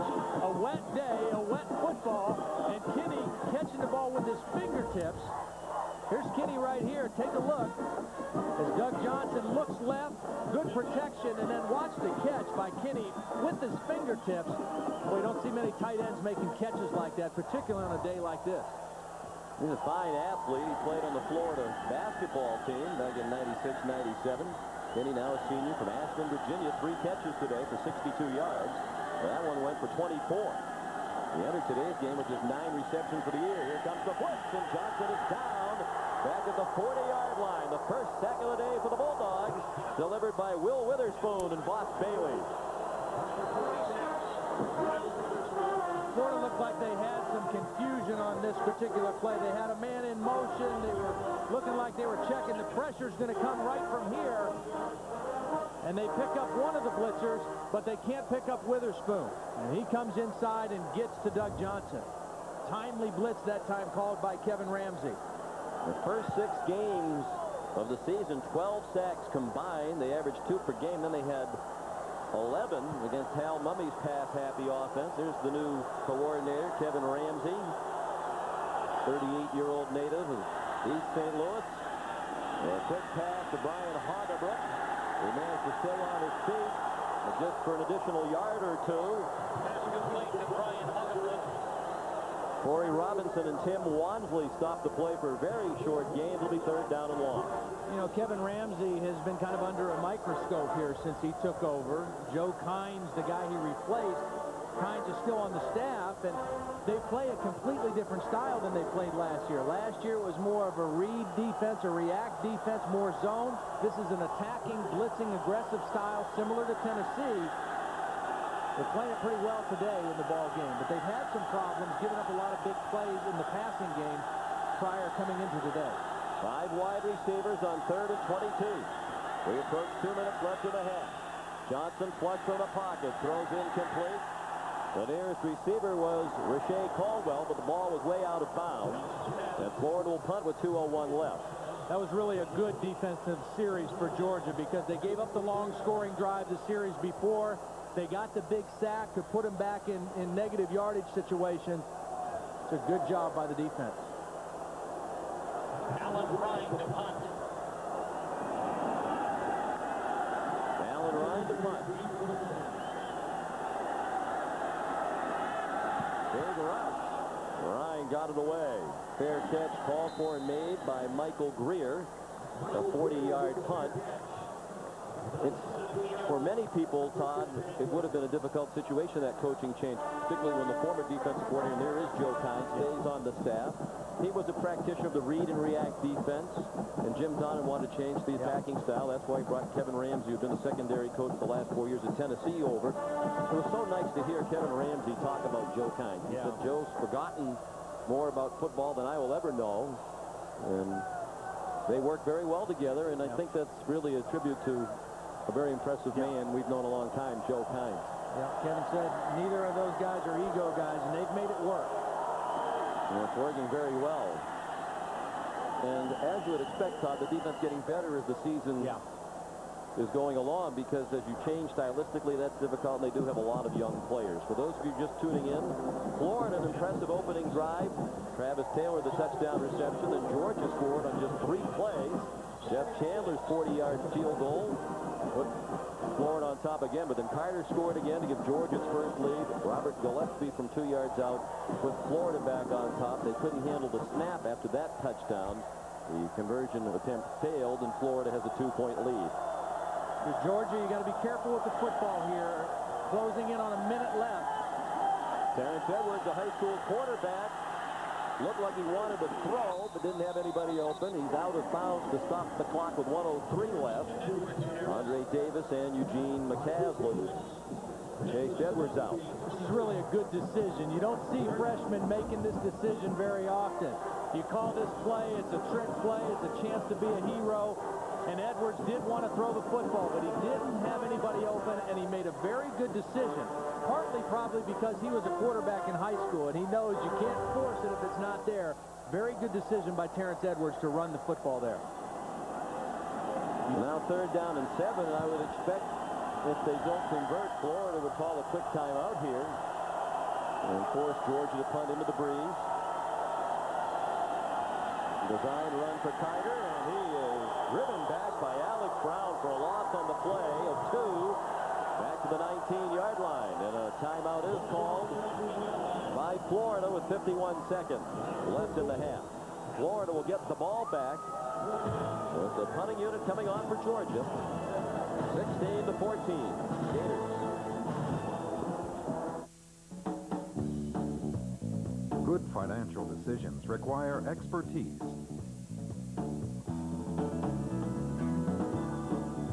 Life needs flexibility. Success demands leadership. If there's something you want to achieve, the principal has one word of advice. Plan ahead, get ahead. The Principal Financial Group. In the last 13 years, Nicorette helped over 1 million people help themselves stop smoking, and that was the reason that convinced me to use Nicorette. All these people knew it was safe and effective. Nicorette delivers a low level of nicotine fast to help control cravings without the tars and toxins found in cigarettes. And Nicorette was proven safe and effective in more clinical trials than any other product. Just the idea that Nicorette had helped all those people made me feel that Nicorette was the right choice for me in the end. Which it was. Nicorette helps you fight your cravings, your habit, your way. You can do it. Nicorette can help. If you're looking for fierce competition and clutch victories, watch football. For everything else, catch The Late Show with David Letterman. Monday kicks off with Luke Perry. Back in Jacksonville, Alltel Stadium sold out, but with this unexpected rain made the fans unprepared. There are a number of empty seats. Jonathan Kilgo to punt. Florida should get good field position. The Gators with 1 timeout left. Kilgo, another low line drive punt, and a good one. Bouncing out of bounds at the 33-yard line of Florida. A 48-yard punt by the true freshman from Silver Creek, Georgia. Here's Michelle. Well, Robert Gillespie has been taken into the locker room with the trainers. Dr. Pete Indelicato of the Florida medical staff told me they are x-raying his hand. He couldn't confirm which one, but he said he may have broken his hand and may not be able to return to this game. So we'll let you know when those x-rays have been completed and what his status is for the remainder of the game, Sean. All right, Michelle, thank you. They're dealing with a lot of injuries, but thriving on offense nonetheless. Travis Taylor, their leading receiver at the start of the year. Missed 3.5 ball games. Ernest Graham, their leading rusher, has been out in recent weeks with a deep thigh bruise. Now Gillespie injured. The handoff to Bo Carroll. Flag thrown in the secondary. Bo Carroll is a first down if the play stands out at the 45-yard line. Probably going to be a holding on the outside, either on Alex Willis, the wide receiver, or the fullback, Rod Frazier. One of those 2 guys got caught with a hold. And you mentioned the injuries, 2 other ones that you don't hear about as much because they're not skilled guys. Their starting center, Zach Zadelis, didn't play since the opener. And then Ryan Kalich, their most experienced offensive lineman, their left guard, got hurt in practice before the LSU game. And, you know, to his credit, the one thing that Steve never complains about injuries. You never hear him say, like when we talk with him, oh, we got this guy hurt and we're really banged up. He just says, hey, we got to have other guys step up and play. I mean, he really just goes about it and says it's another opportunity for a younger player to play. Well, it's also a tribute to the job in recruiting that Steve and his staff do, that their second and third teamers a lot of times are more talented than the other guy's first team. Yeah, you're right. You're right. They come to Florida for a reason.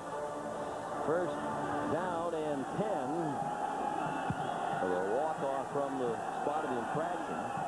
One timeout left for Florida. Georgia has all three. Johnson deep down the middle. Caught on the ricochet. Darrell Jackson inside the 30 and out of bounds at the 27-yard line. Tim Wansley had to go right through his hands and into the grasp of Jackson for a 41-yard completion. How quickly it can change. This play goes from Georgia going into the halftime on a positive note with an interception right into the hands of Jackson, and now Florida in scoring territory. The ball was well played by Wansley, just couldn't make the catch. And credit Darrell Jackson for maintaining his focus and concentration on the football. Tying Carlos Alvarez's record with 6 straight 100-yard receiving games. 5 catches, 131 yards for Jackson to the end zone, incomplete. Travis Taylor the target. Jeff Harris the coverage. A flag down at the line of scrimmage. There was movement along the line. Looked like Georgia was offsides. I think that's what Doug Johnson thinks it was, why he took a shot at the end zone there. Tyrone Robertson, number 90, may have jumped early. They're talking with the Bulldogs, though. Yeah, they are. Maybe there was movement.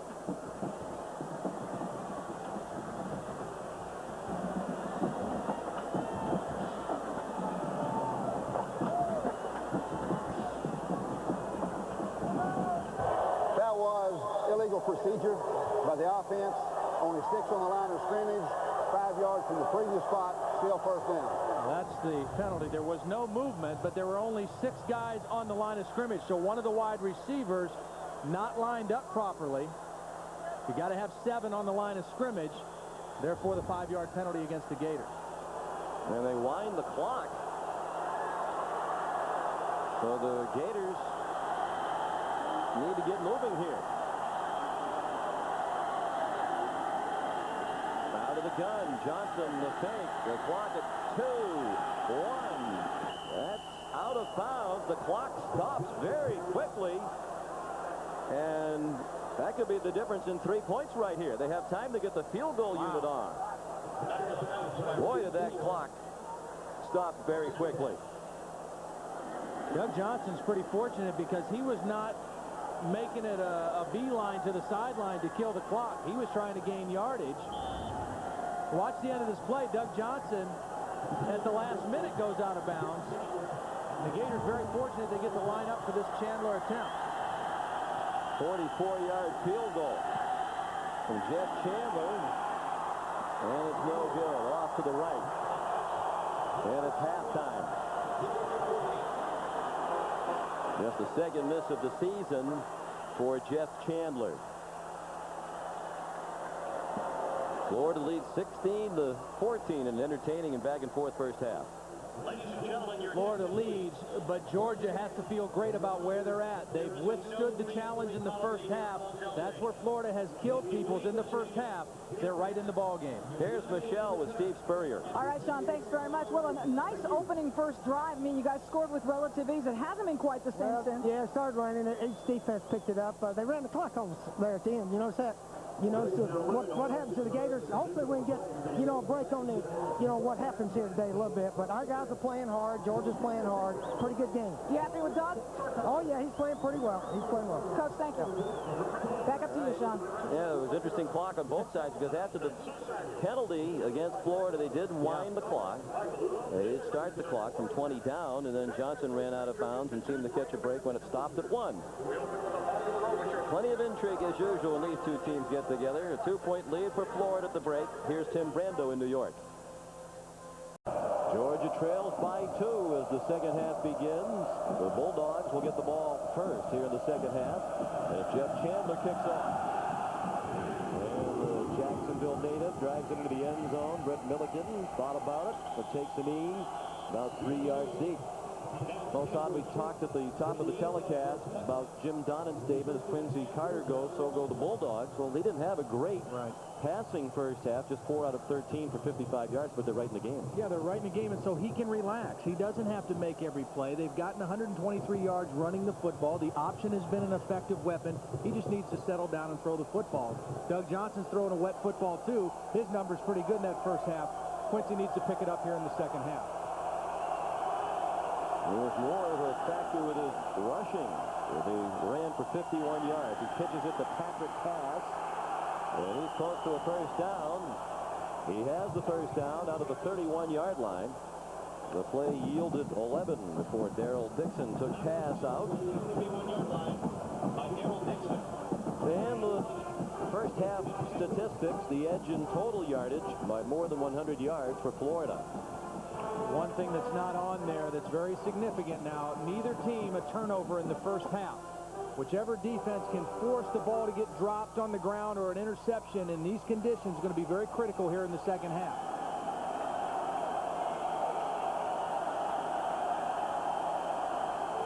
Terrence Edwards, the wide receiver, lined up in the backfield and shifted out. Patrick Pass up the middle. Stopped by Alex Brown at the 35-yard line. That's a gain of 4 for Patrick Pass. Yet another player in this game who played minor league baseball. Patrick spent 3 years in the Florida Marlins minor league system. He wasn't as high a draft choice as Carter and Johnson, both selected in the second round by their respective teams. Pass went in the 44th round out of Tucker High School in Tucker, Georgia. Good to see him running full speed. You know, we saw him limping on that ankle earlier in the ball game.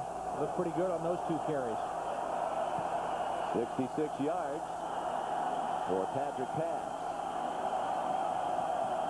There's another record-setting running back in high school. He set the DeKalb County rushing record in Georgia. More than 5,000 rushing yards in high school. Quincy Carter wrapped up by Keith Kelsey. That was a nice job of defending the option by Florida that time. That was an audible to the option by Quincy Carter.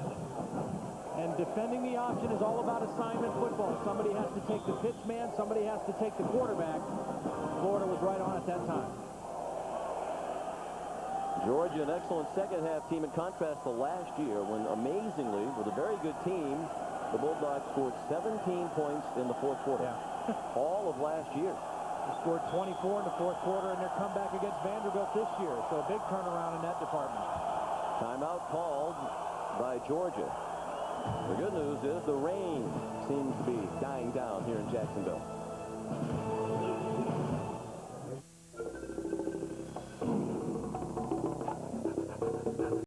With its powerful V6 engine and rugged construction, the Grand Vitara is perfectly engineered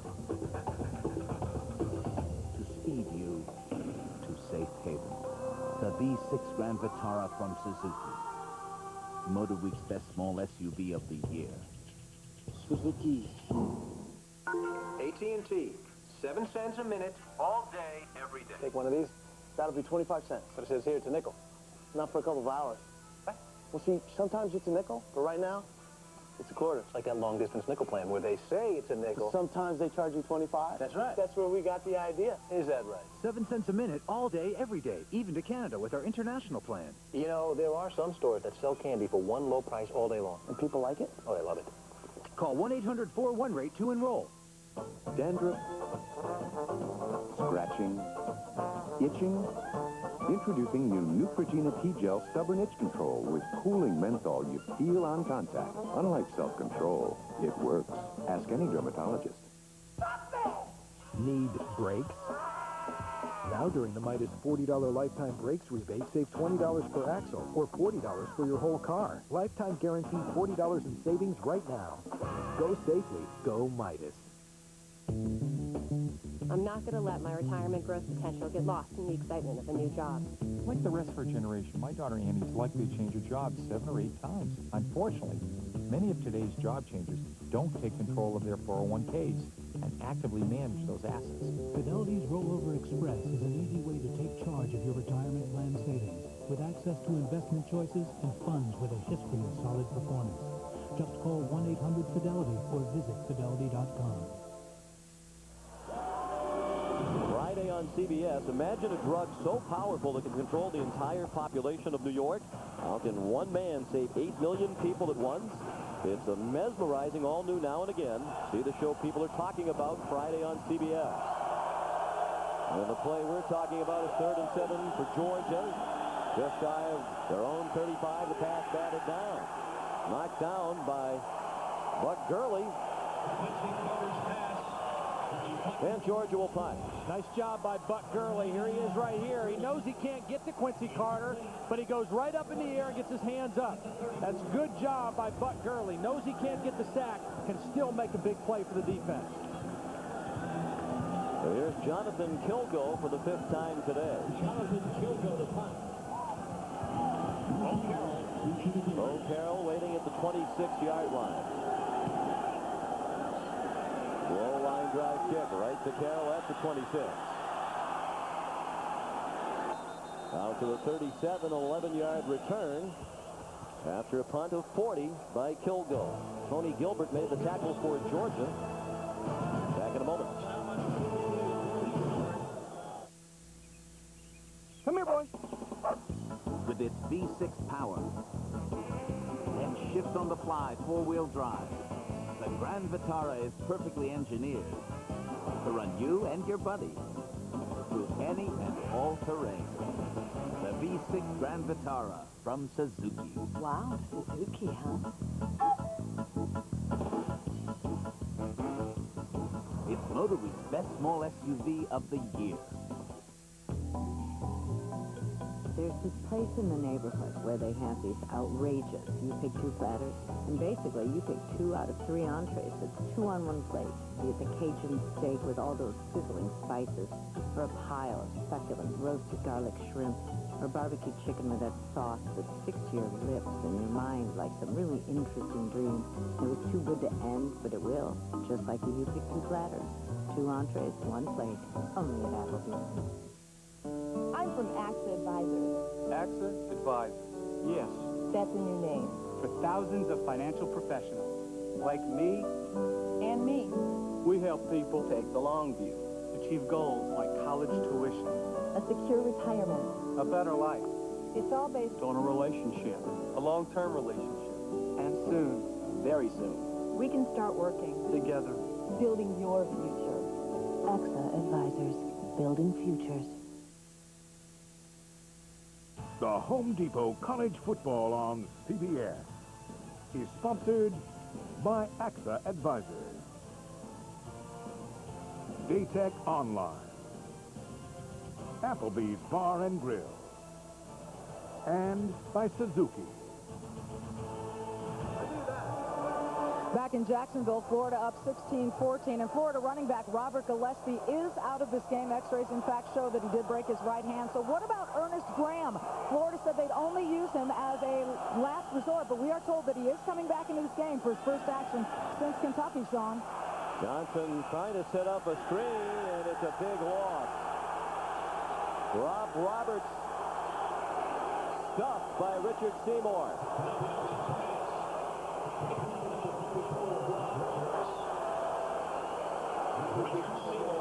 Well, this is a play that Doug Johnson has to throw away. They're trying to set up the screen to Roberts, and Doug Johnson right now knows this play is not going anywhere. I mean, it's dead. Throw that ball away. Throw it right at the feet of Roberts.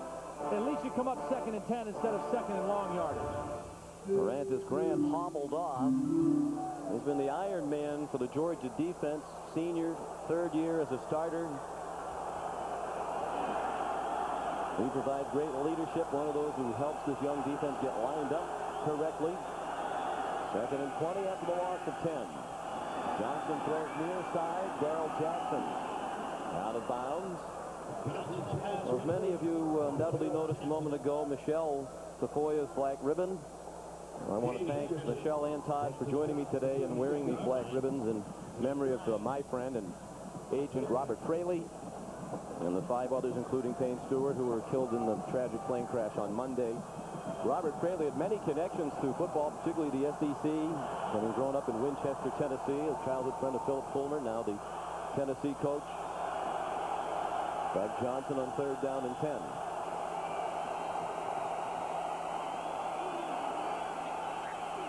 Throws, and it is intercepted by Tim Wansley.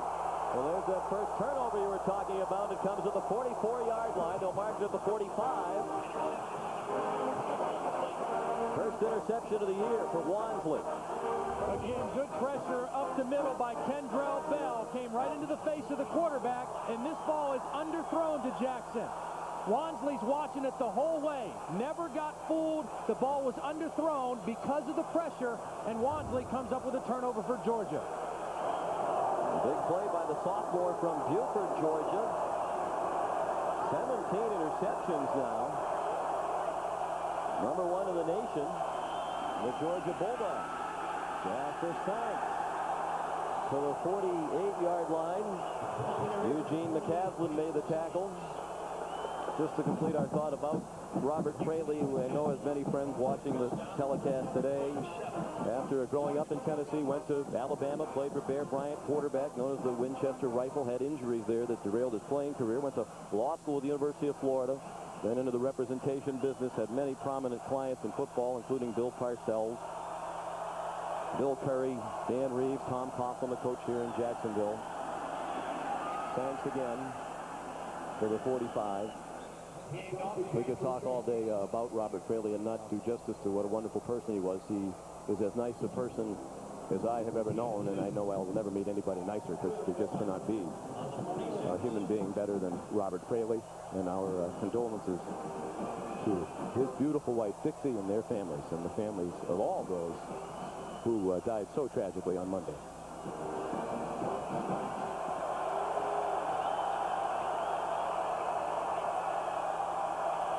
Third down and 1. And the first down for Sanks. So Georgia trying to continue with the momentum after the turnover. Steady diet of Sanks and a first down to the Florida 44-yard line. Jim Donnan challenging the Florida defense now, running between the tackles.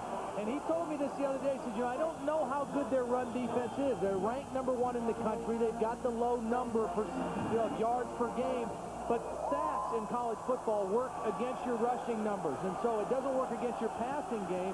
28 sacks by Florida. That counts negative rushing yardage against the Florida defense. He thought they could run the football on the Gators. Tyler Tiggs and pays the price. No gain on the play. And boy, did he get lit up. There is a flag down. Eugene McCaslin and Keith Kelsey combined to lower the boom on Carter, who was just a little bit slow to get up, but he is back on his feet. And there is a flag down thrown in the middle of the line of scrimmage. Well, here recently now, Florida has really done a better job defending the option. They're accounting for the pitch, and they're attacking the quarterback. As you see, McCaslin lifts him up, and then it's Kelsey coming over the top. And you saw the head snap back of Quincy Carter. One of the risks of running the option is that your quarterback is going to get beat up. I mean, that just happens when you run the option. And Georgia can ill afford to lose him.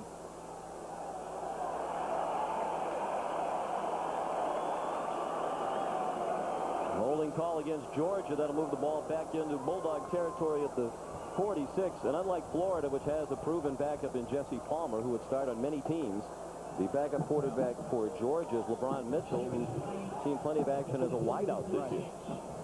Right now, I think because Florida has defended the option better, I think the next choice for Jim Donnan is to go play action off the option, fake the option, and throw the football down the field.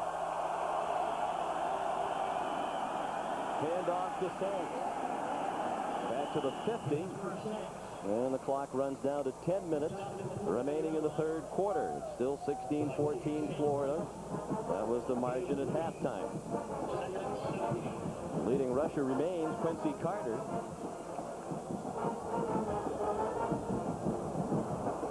Patrick Pass with 66 yards. A bunch of that came on that first option that they ran in the first half. And he has been the leading rusher. He's their leading rusher in terms of touchdowns scored. He scored both touchdowns on the ground today for the Bulldogs. He came out of high school the same year as Tim Couch, and Jim Donnan said they were clearly the two best high school quarterbacks in the country that year. Up for grabs and knocked down by Darrell Dixon. Tavares Johnson, the tight end, the target, but he was surrounded by Gators. And Alex Brown, we talked about how sometimes they dropped him into coverage. He was about 30 yards downfield in pass coverage as Kelsey popped Carter. Well, a big hit on Quincy Carter. Another guy down for Georgia. Jonas Jennings is down the left tackle. Nice play by Dixon coming over the top. We've seen the tight end go up in a crowd and make the catch. That's Jonas Jennings down, the left tackle. Has played very well in the ball game today. The junior out of College Park, Georgia. Take a look again at the end of the play when Quincy threw. That's very close to a personal foul call, leading with the helmet there. Well, not just leading with it, but hitting up around the head of the opponent. Man, oh man.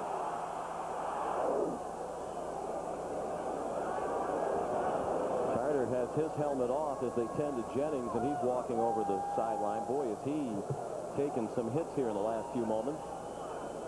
The good news for Quincy Carter is, and I mean, it's not good news because your starting left tackle is down, but because Jennings is down, Quincy Carter has a chance to kind of get the cobwebs out of his head, and he doesn't have to leave the field for one play because Jennings was the guy who went down. LeBron Mitchell, the backup quarterback. He has attempted 7 passes this season. And here comes Carter. And as they help Jennings off the field, we'll give you time to ponder the Aflac trivia question. The largest margin of victory in the Georgia-Florida series. That's one fact they can agree on. They can't agree on how many times they've played, which sometimes happens in these heated rivalries. There's a game back in 1904 that was disputed. Florida doesn't claim it as a loss because they said they weren't an accredited institution or football program then. Sean Quincy just right before this getting in the huddle, he just walked over towards the Florida sidelines, pointed to his chest, said, "I'm all right. I'm not leaving the ball game." Let's see if he can deliver on this 3rd down and 16 play. Fans on both sides making noise, but for the most part, it's the Gator fans. Spurring on the defense on 3rd and long, and the throw on the run incomplete. Intended for Michael Greer, the junior from Athens, Georgia. Carter now 0 for his last 6 and 1 for his last 9 passes. I'm really surprised, Sean, because I really like the way the guy throws the football. His mechanics, his fundamentals, his footwork. He's worked very hard at it. Todd Donnan was telling me before the game, I mean, he just really has worked at it. And he's a very accurate thrower, but today he has not been accurate. And he'll go to punt from midfield. Well, with their best player having a poor day, Georgia still very much in the game, just 2 points down during the midpoint of the 3rd quarter. Another indifferent punt by Kilgo out of bounds at the 22, a 28-yard kick. 9:07 remaining in the 3rd quarter in Jacksonville, where Florida leads by 2.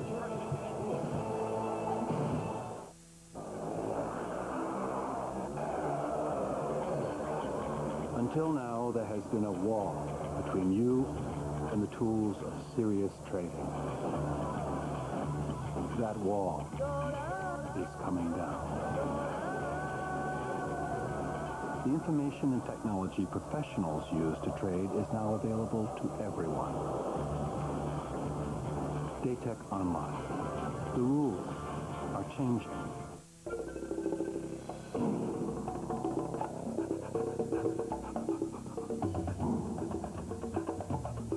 With its powerful V6 engine and rugged construction, the Grand Vitara is perfectly engineered to speed you to safe haven. The V6 Grand Vitara from Suzuki. MotorWeek's best small SUV of the year. Suzuki. Who will be named the Sportsman of the Century?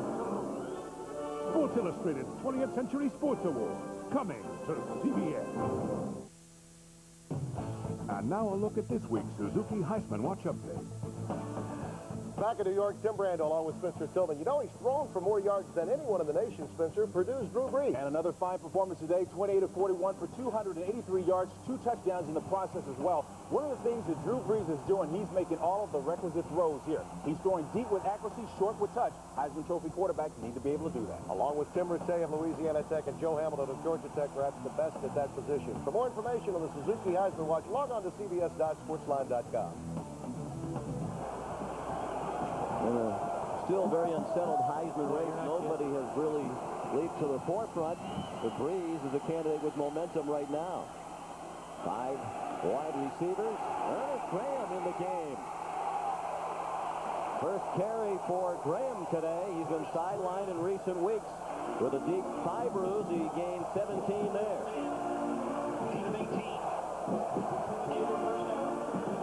Well, they really missed his style. He is a much more powerful runner than Carroll or Gillespie.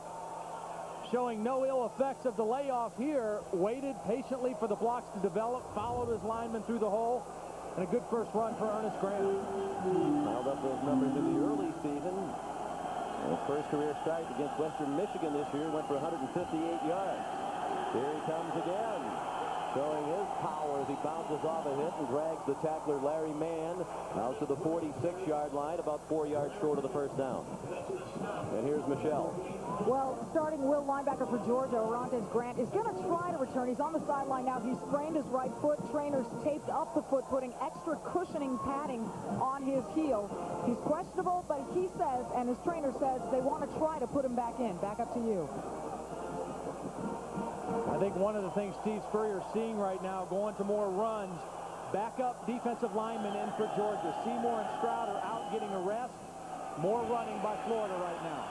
And successful running by Graham. First down out to the 50-yard line. Gillespie, Carroll, smaller, speedier backs perhaps, although Graham has excellent speed at his size, 218 pounds. He's much more of a power threat. And as if on cue, Stroud and Seymour just trotted back onto the field for Georgia. So Kevin Ramsey had seen enough of the power running of Florida there in this particular series, brought his 2 studs back in on the inside. And we got the feeling, talking to Spurrier yesterday, he didn't want to use Ernest Graham today, but with the hand injury, the broken hand for Robert Gillespie, they're shorthanded, no pun intended, at the tailback position. Johnson throws through the hands of Travis Taylor. He's still coming back from his ankle problem. He says he's about 95%. He played in the game against Auburn 2 weeks ago against the advice of his position coach, and Travis admitted that he did ding that ankle up again in that game against Auburn. Steve said even though he's about 90, 95, he's still better than most of the other guys we have that are 100%. So Travis trying to make a go of it. Just really has not gotten into a rhythm, and that's going to take some time because Doug has a real rhythm right now with Darrell Jackson, not with Travis Taylor. Midway through the third quarter, in a scoreless quarter, Florida still leads by 2. Good protection for Johnson. The pass incomplete. Intended for Travis Taylor with Jamie Henderson in coverage. And there's a flag down to the secondary. On the far side of the field, well away from where that incomplete pass hit the ground. I think this is going to be offensive pass interference on Darrell Jackson. He was over there working and clearly pushed off on this play. It was away from the play, or where the ball was thrown, but Darrell Jackson was working against Jeff Harris right up here. Now watch the push-off by Jackson. Clearly pushed off, and that's where the flag came, offensive pass interference.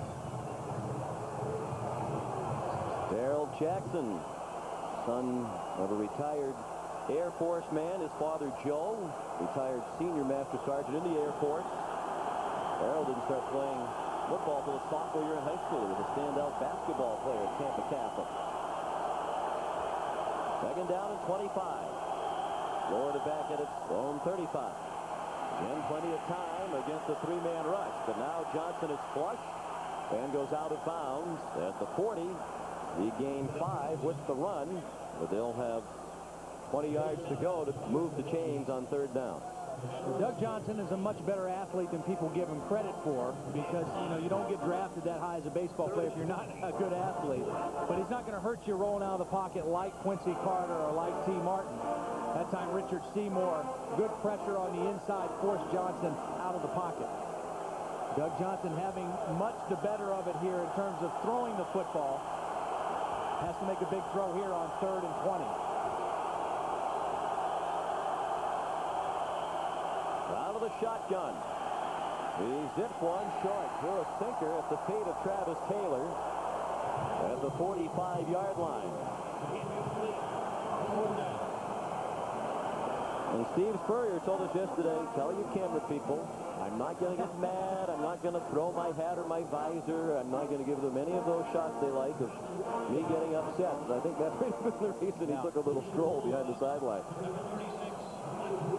Last time I watched him, he was pounding on the shoulder pads of Billy Young, his signal caller, and make him get some bigger pads. Alan Ryan under some heat. Got the punt off on a fair catch made by Michael Greer. After a 37-yard punt, George will put it in play at the 24-yard line. Time now to answer the Aflac trivia question. As usual, a very colorful crowd here at the world's largest cocktail party. We're wondering about the largest margin of victory in the Georgia-Florida series. Whoa, 1942. Frank Sinkwich, the star of that Georgia team, 75-0. Steve Spurrier's unpleasant memories of this rivalry from his days as a player in the mid-60s. He lost 2 out of 3 to Georgia. Then in '66, he took the worst physical beating he ever took in a college game while playing quarterback for the Gators. Jasper Sanks, the ball carrier, Keith Kelsey and Marquand Manuel made the stop. And if he has the necessary venom still for the Bulldogs, some of the Florida fans seem to have directed their venom more toward the Vols and the Seminoles in recent years. Yeah, Steve says a lot of the Gator fans that just became fans in the 90s, they think Tennessee's a bigger rivalry. But us old-time Gator fans, we know this is a bigger rivalry. I saw some footage of when he played as a senior and Georgia knocked him all over the place. They beat him up. Snyder's fake the inside handoff. A great move to get away from Alex Brown. Now he throws another incompletion. He still has not thrown a complete pass here in the second half. He is 4 for 17. And it's 3rd down and 3 upcoming. And the thing that Quincy needs to realize, and I'm sure Jim Donnan and Todd Donnan and Mike Bobo, who's a GA for Georgia, are trying to get through his head. The game is going our way. It's 16-14, we're losing, but the game is going our way. Our defense is playing lights out. You just got to settle down and let the game unfold a little bit and make a couple plays. You need to make a couple plays throwing the football for us, and everything will be okay. The shotgun with Sanks lined up next to Carter on 3rd and 3. They hand it to Sanks. He bounces off the hit, but comes up short of the necessary yardage. Again, Keith Kelsey, the senior from Newberry, Florida, only about 12 miles from the Gainesville campus, made the play. And Marquand Manuel says, let's hear it to the Gator fans.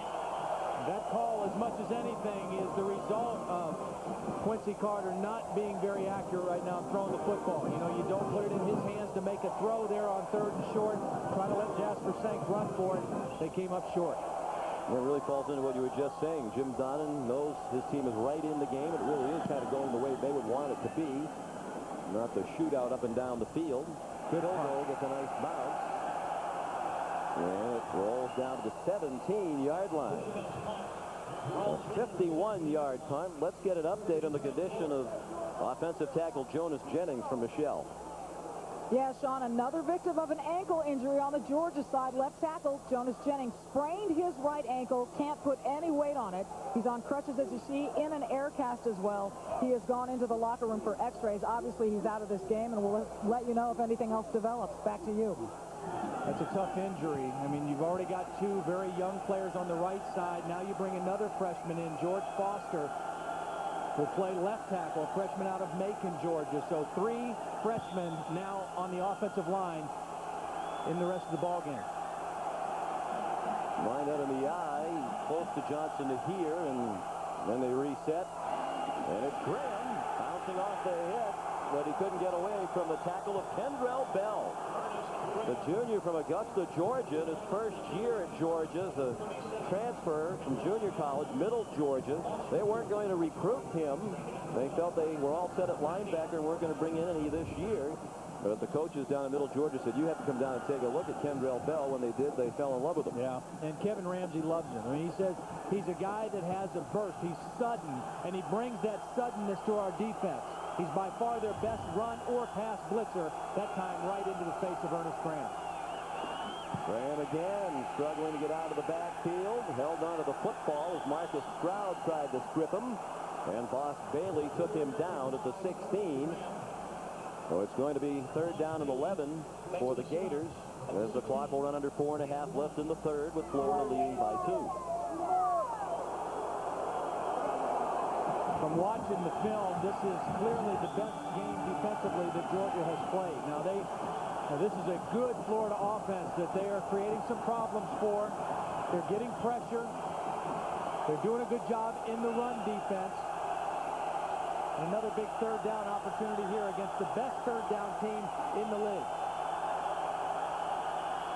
Johnson under pressure and sacked by Kendrell Bell back at the 7-yard line. The second Georgia sack.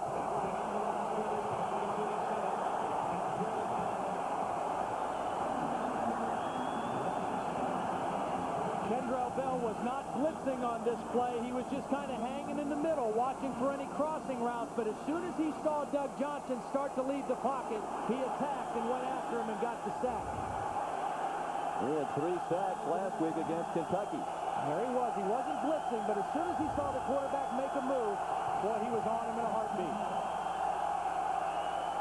Allen Ryan to punt with the wind out of his own end zone. Short punt, handled by pass on the run at the 47. Inside the 35. Great field position for the Bulldogs at the 34-yard line of Florida. After a 13-yard return of a 39-yard punt, Matt McCown made the tackle. Good return by Patrick Pass. A low kick, and he did the smart thing. Go straight up the field. Don't try to dance and juke. Just go right up the field, split the defenders, and get some positive yardage. Watch him go straight up the field. No hesitation. That's a good return by Patrick Pass, getting him into good field position, as you said, Sean, off the return.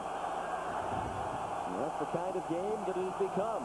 Started out like it was going to be a shootout. Now it's a game of field position, trying to avoid the crucial mistakes. Thanks. Inside the 33, Derek Chambers wrapped him up. Not very pretty for the Georgia offense, but we keep going back to the pertinent point. It's still just a 2-point game. Yeah, the game is okay for them, but their quarterback, Quincy Carter, has to make some plays throwing the football. And I don't know if they have this available, but they run the option enough that Florida is clued into it now. If they have a play-action pass off the option, they might be able to hit him for a big one. 2 tight ends on 2nd and 8. Thanks the lone back. And he gets nothing. Said hello to Derek Chambers, who dumped him for no gain. Good play by the junior from Lawndale, North Carolina, who's just facing judo, member of the Florida Judo Club, and he holds an orange belt in jiu-jitsu. Well, Chambers played exceptionally well in their last ball game against Auburn, and really probably his coming out game. A nice play there. Good job by Florida on 2 plays, defending the short field now. 2 plays run, 1-yard gain in their end of the field. This will be a very long field goal try on a wet field into the wind. Unlikely to even attempt it from here. It will be about a 50-yarder. Here comes Brown. Harder cannot escape this time. The first sack of the day for Florida from Alex Brown and Gerard Warren. Well, we mentioned the left tackle, Jonas Jennings, was out. And that's exactly where the pressure came. Over the new guy in, the freshman, George Foster. And George Foster has to realize Alex Brown is a little bit quicker than most guys you might line up against. George Foster late getting out of his stance, and Alex Brown gets the play. Doesn't get credit. Probably Warren will get the sack, but Alex Brown made the play. And in this game of field position now, Kilgo will try to pin the Gators in again. Toward the near sideline. And out of bounds around the 15. The official marked the ball at the 13-yard line. A 28-yard punt. And Georgia will have the wind at its back in the 4th quarter. Now Applebee's traditions of the game on September 11th. The passing of the bone, if you will, before the South Carolina-Georgia game in Athens. As Uga 5, who's been the mascot at Georgia since 1990, retired. And Uga 6, the 1-year-old son of Uga 5, officially became the mascot. The son a little bit heavier, 11 pounds heavier than Uga 5. Yeah, he's had to go 1 less notch on that collar, too. Big, thick neck on Uga 6. Tigers have been a part of Georgia athletics for more than 40 years. The take by Johnson in trouble along the end line. The ball up in the air and alertly batted to the ground by Cooper Carlisle. Yeah, smart play by Cooper Carlisle, Sean. Very smart, because that ball was dangerously close to being picked up. The ball hit Tyrone Robertson around the head, it appeared, and went straight up in the air, and Carlisle was the man in the right spot. They faked the reverse, and Doug Johnson, very lucky he didn't get sacked for a safety. He got rid of the football, and then Cooper Carlisle knocks the ball down. Tyrone said, if I just would have put my hands where my head was, I might have scored a touchdown. Cooper Carlisle, a veteran along that offensive line, senior. Uncle Duke was a great quarterback at Texas. Here they come. Johnson back inside the 5. Bruce the Dream.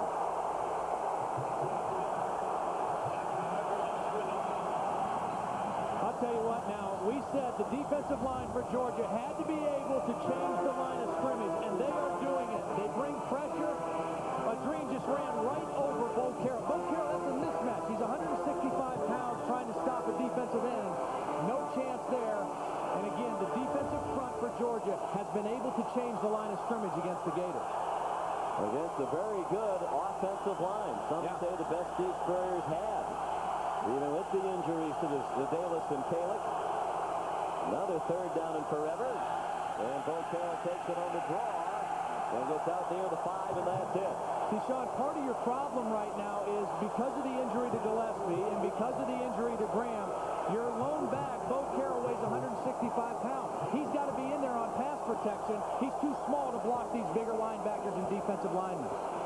That's the end of the third quarter. The score still Florida 16, Georgia 14. We'll return to Jacksonville right after this message and a word from your local station. What would you do with a crystal face hand-polished to withstand 2 tons of unadulterated pressure? What would you do with a tachymetric scale so precise it can survive 240-degree heat? What would you do with the world-renowned Alpha Expedition timepiece? Well, you'd probably just use it to tell time.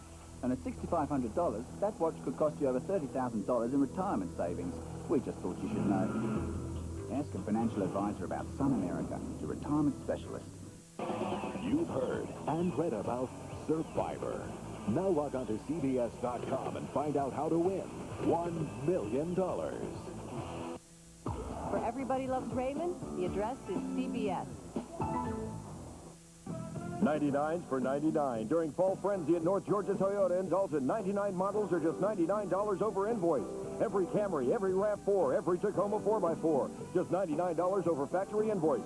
And check out these new 2000 models. The all-new Echo starts at just $99.95. The totally redesigned 2000 Celica is just $18,995. And the sleek new 2000 Avalon starts at just $25,995. It's Fall Frenzy, only at North Georgia Toyota in Dalton, every day. What can I do for you, Mr. Manning? How should I invest my money? What you need, my friend, is a game plan. Right here, baby. Right here. First, we're going to start with some mutual funds right up front. Then we're going to block taxes with an IRA. Catch them off guard. Then we're going to make an end run with some annuities. Maybe go long with some stocks. All the while keeping our eyes on early retirement so you, my friend, score. So what do you think? I love investing with First Tennessee. The Morning Press on WGOW-FM Talk Radio 102.3. Everybody who's anybody. Gordon Liddy telling the truth weekdays 10 till noon on News Radio 1150. You want in-depth SEC football coverage? You got it. Sport Talk, Talk Radio 102.3. If you like to stay on the cutting edge of events, then tune to the Rush Limbaugh program. You'll get tomorrow's news today. Weekdays right here on the EIB network. WGOW-AM, WGOW-FM. Our prices are prehistoric.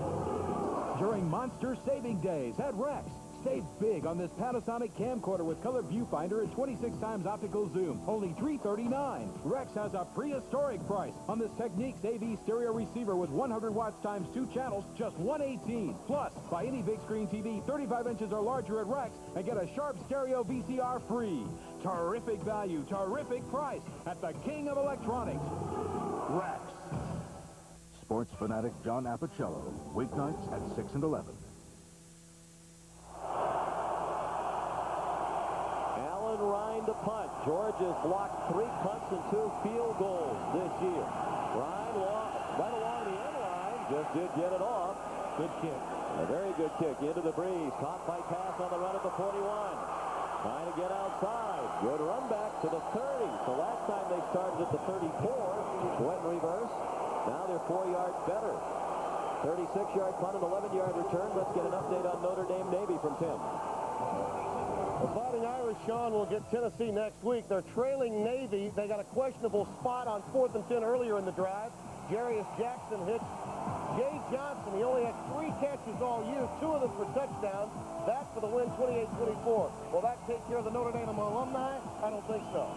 Wow.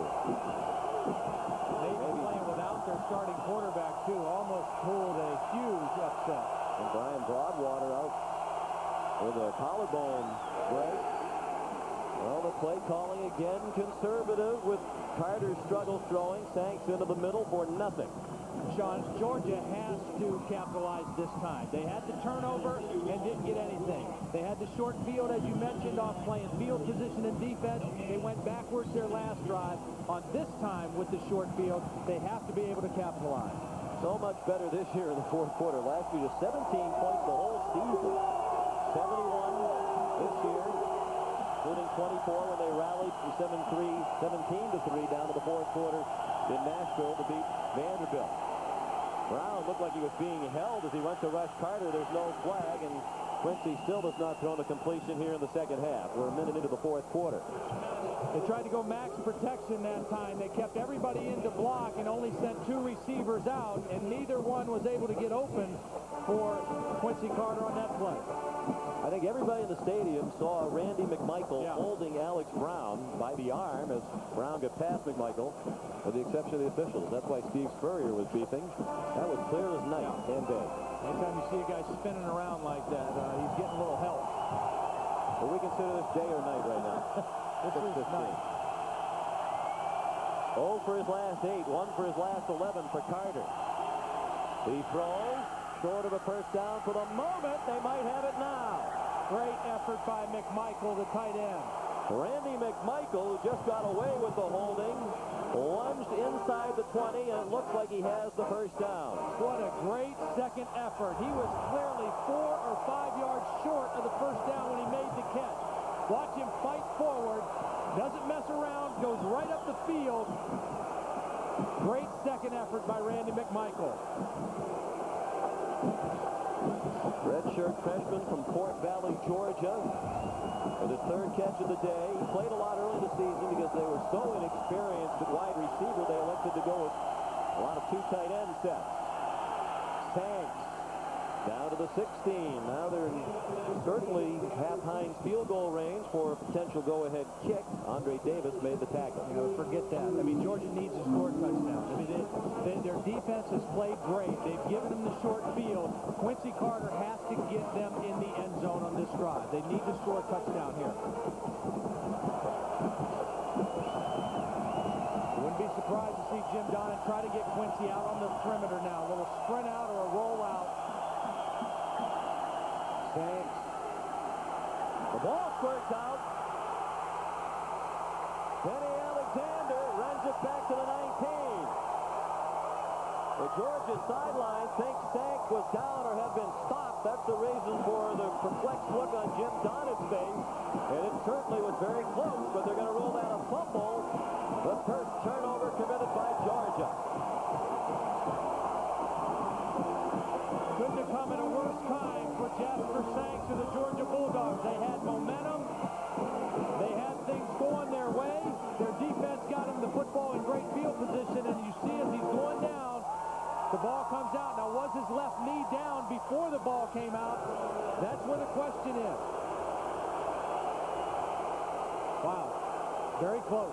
Steve Kelsey pulled it out. Benny Alexander recovered. Each team's committed 1 turnover. Big play in this football game. It looked like Georgia, at the very least, be in great position for a go-ahead field goal.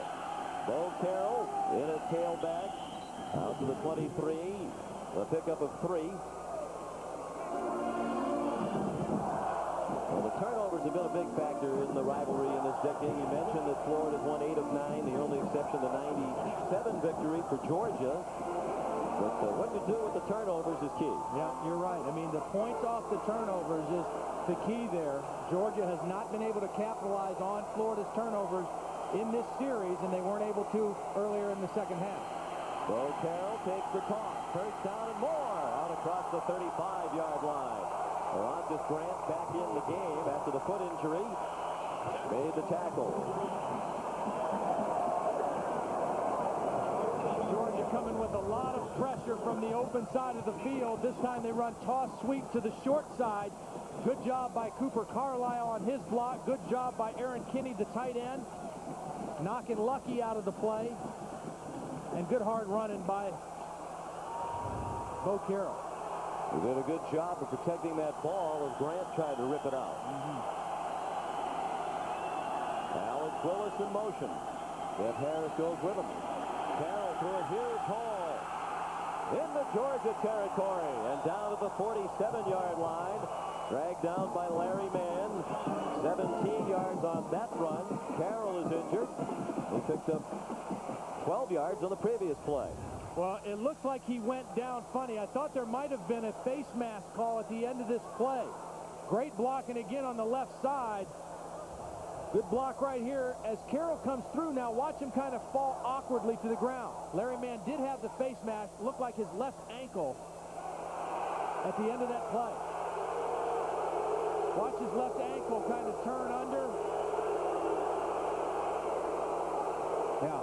And there was clearly a face mask on that penalty. It aided in the tackle. Should have been a 15-yard penalty against the Georgia Bulldogs. And the Gator fans saw the same replays you saw on the replay board here at Alltel Stadium. Just a good old boy, never meaning no harm. Beats all you never saw, been in trouble with the law since the day they was born. Making their way the only way they know how. That's just a little bit more than the law will allow. So instead of paying a separate commission every time you trade, you'd pay an annual fee, trade all you want. All I want? Yeah, virtually unlimited. Really? Remember the financial plan we're working from here, Dad. The point is long-term capital appreciation. I know. You just don't want you sitting by the computer all day buying and selling stocks. Yeah. Show me how I log on to your research. Oh, that's easy. Investing is serious business, Dad. I promise I'll do my homework, okay? There's a line of benchtop and stationary tools out there from Rigid. A name professionals have trusted since 1923. Built to last, each one carries a lifetime warranty. Engineered for the serious woodworker to be the finest tools available. But there's one thing you should know. You're probably going to want a bigger garage. Rigid Tools, now at the Home Depot. Can a romantic getaway relight Doug's fire? I do it once, and then I passed out like a grizzly bear that got shot with like a sedative dart. King of Queens. CBS Monday. No bad news for the Georgia defense. An abdominal muscle problem for Richard Seymour, their terrific defensive tackle. He's on his way to the dressing room. Without him in the game, Florida's had success running inside. Ernest Graham with a flag down. He goes down to the Georgia 42. That'll bring up second down and 5. Jeff Harris made the tackle. It'll be second and 5, assuming the play stands. The Florida players indicating it's against Georgia. And it is a personal foul penalty. After playing mistake-free football, Georgia's starting to hurt itself with the big turnover on the Sanks fumble a moment ago, and now this penalty. Well, they got away with one, Sean, on the face mask that was not called. This time, a big 15-yard personal foul penalty called against the Bulldogs at the end of the play.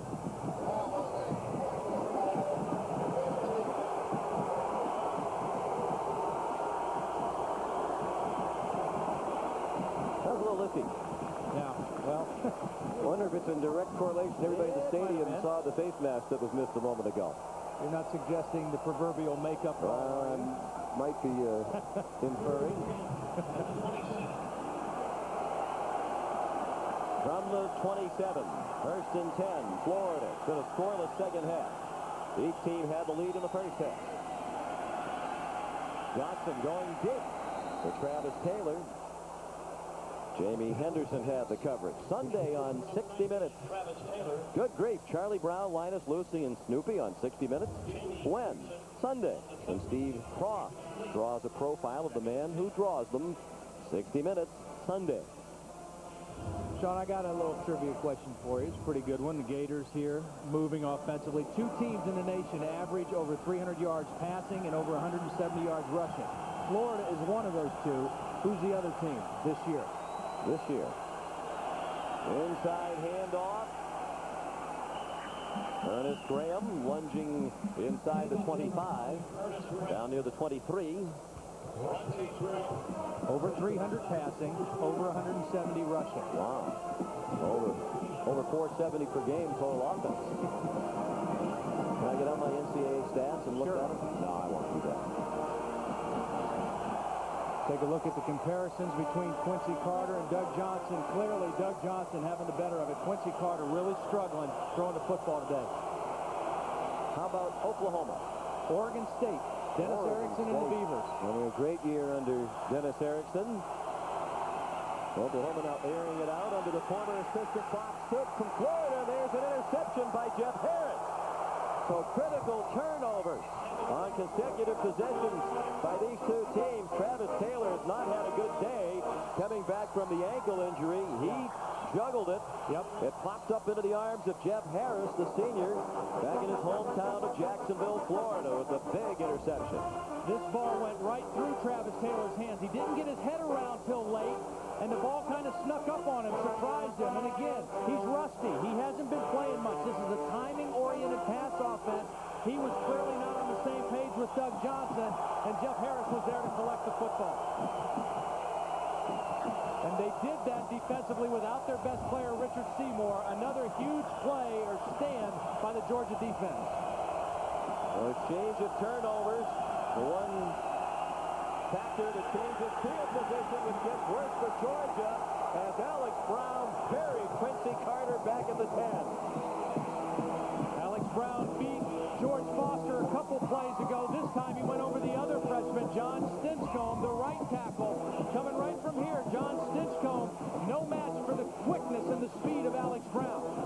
I talked to Alex Brown on Tuesday, and he said, I've got to get back to getting my start, getting off the football. I got to find a way to anticipate the snap count. He must have found something now with Quincy Carter's rhythm at the line of scrimmage, because he's too fast off the ball for the Georgia tackle. Under 10 minutes remaining. Second down, 19. Play clock down to 2. Carter steps up. Here's it deep, and just a little bit too long for Terrence Edwards, who was breaking free from the coverage of Benny Alexander. One-man pass route, Sean. I mean, they're so concerned right now with the pressure that Alex Brown is creating. They kept a tight end in there to help the left tackle that time. It was a one-man route trying to hit the home run with Terrence Edwards.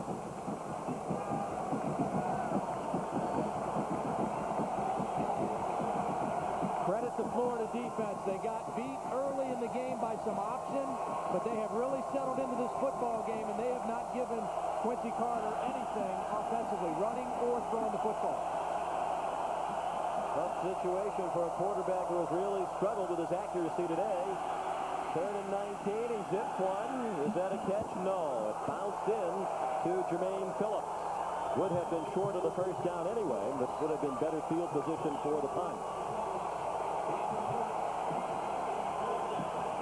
You know, if you would have told Jim Donnan, Jim, you're going to be able to run the football, the option's going to be effective, Jasper Sank's going to run, Patrick Pass is going to run, he would have been thrilled, saying, well, I know Quincy's going to make plays throwing the football. We should be all right. That's not happened for Georgia today. They've run the football, but they haven't been able to do anything throwing it. Snap back to Kilgo. That was a wounded duck snap, and his short punt comes down at the 47 of O'Carroll. And he's down at the 43-yard line. A 36-yard punt and a 4-yard return. J.R. Jenkins. First down and punt coverage for Georgia. 9:16 remaining. Good field position for Florida with a 2-point lead.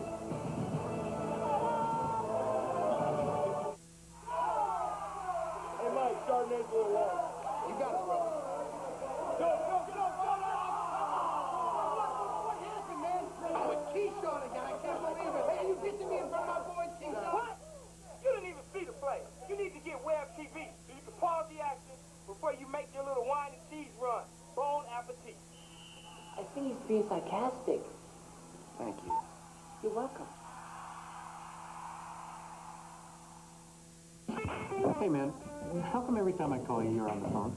Who are you talking to? My friends, family. I call them a lot since I don't get to see them that much. Phone bills must be killing you. Not at all.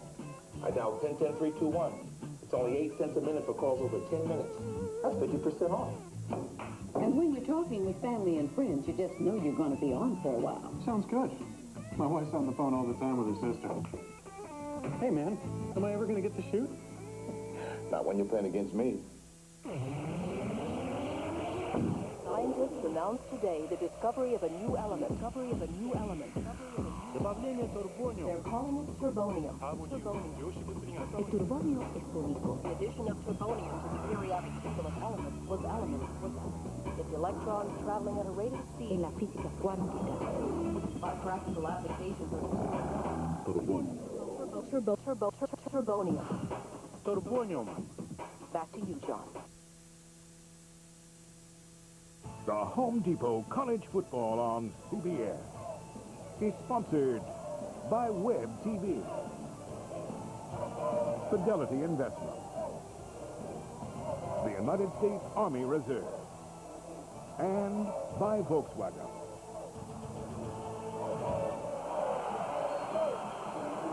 Our telecast today produced by Craig Silver, directed by Bob Fishman. They're leading our talented group of production and technical staff. Doing a great job, particularly given the elements here today. In Jacksonville, the rain has tapered off to a very light drizzle now. And on first down, Graham breaks through the tackle of Kendrell Bell and goes down at the 32-yard line, perhaps the 33, close to a first down. Nice run by Graham. They hit him behind the line of scrimmage, but Kendrell Bell couldn't make the tackle. And this is the different dimension that Ernest Graham brings to your running game. His low center of gravity, very strong lower body, and the ability to break tackles. Bo Carroll doesn't bring that. He has great speed and acceleration. Graham, a more punishing physical runner. Shoe or no shoe, great run for Ernest Graham. Well, his foot's going to be a little soggy right now. Yeah. And both quarterbacks have struggled here in the second half. Quincy Carter 1 for 8 for 10 yards. Doug Johnson 1 for 8 for no yards passing and 2 interceptions in this half, although you certainly can't fault him for the last interception. Graham run yields a first down after the measurement. And the comparison, these quarterbacks on display before the largest crowd ever at Alltel Stadium, 84,397. They bring in extra bleachers just for this game. Some of the seats are not here when the Jacksonville Jaguars play. The largest crowd ever to see the game here in Jacksonville. On first and 10, they stay on the ground, this time with Bo Carroll. He keeps his shoes on and goes to the 30-yard line. There are the auxiliary seats in the end zone to our right with the St. John's River in the background. They continue to play here year after year. They did play 2 years on the respective campuses, one time in Athens, one time in Gainesville in the middle of this decade because Alltel Stadium, formerly the Gator Bowl, is being renovated for the arrival of the Jacksonville Jaguars. And they're talking still, there's debate whether they should move it back to campus. But, boy, this is a great environment. This is a special kind of game. Very unique football environment. Johnson just threw a shoe to the sideline. Bo Carroll through a big hole. He can fly. Touchdown!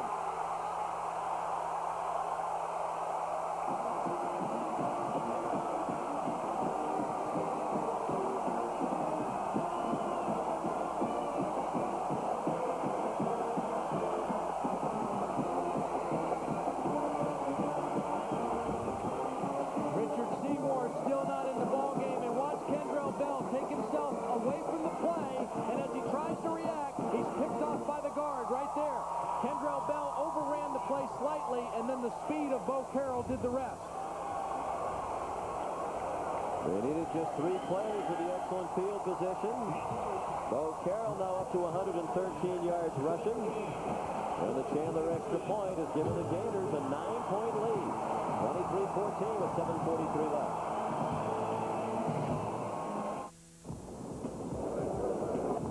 I will not underestimate the amount I'll need to retire comfortably. Experts agree that once you retire, you'll still need 60 to 80% of your pre-retirement salary.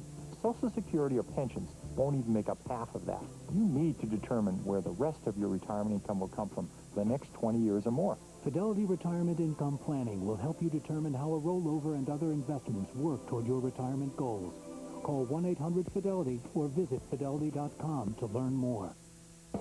Hey, Jen, we're counting on you. Last weekend in the Army Reserve, I had to refuel 6 Apache helicopters in 30 minutes. That got me ready to do battle on Monday. Hey, not too shabby. As little as 1 weekend a month, 2 weeks a year. Army Reserve. Lose the old snippers there, big fella, and get a hold of the Norelco Beard and Mustache Trimmer. A precise trim every time, guaranteed, so now you can be somewhat with it. Norelco, put it to the test. There's this place in the neighborhood where they have these outrageous, you pick 2 platters, and basically you pick 2 out of 3 entrees. It's 2 on 1 plate. Be it the Cajun steak with all those sizzling spices, or a pile of succulent roasted garlic shrimp, or barbecue chicken with that sauce that sticks to your lips and your mind like some really interesting dream. It was too good to end, but it will, just like when you pick 2 platters. 2 entrees, 1 plate, only at Applebee's. They wanted to start a band. When you come from dirt, you do anything to escape it. And wound up starting a revolution. This is an instrument of Satan. Shake, Rattle, and Roll, CBS November 7th. Bo Carroll's touchdown has given Florida some breathing room. Now it takes 2 scores for Georgia to overtake the Gators. Squib kick from Jeff Campbell. Taken on the bounces by Patrick Pass. Flag thrown out near the 40-yard line as Pass failed to reach the 20. Lito Shepard chopped him down. There's a flag a long way from where the tackle was made.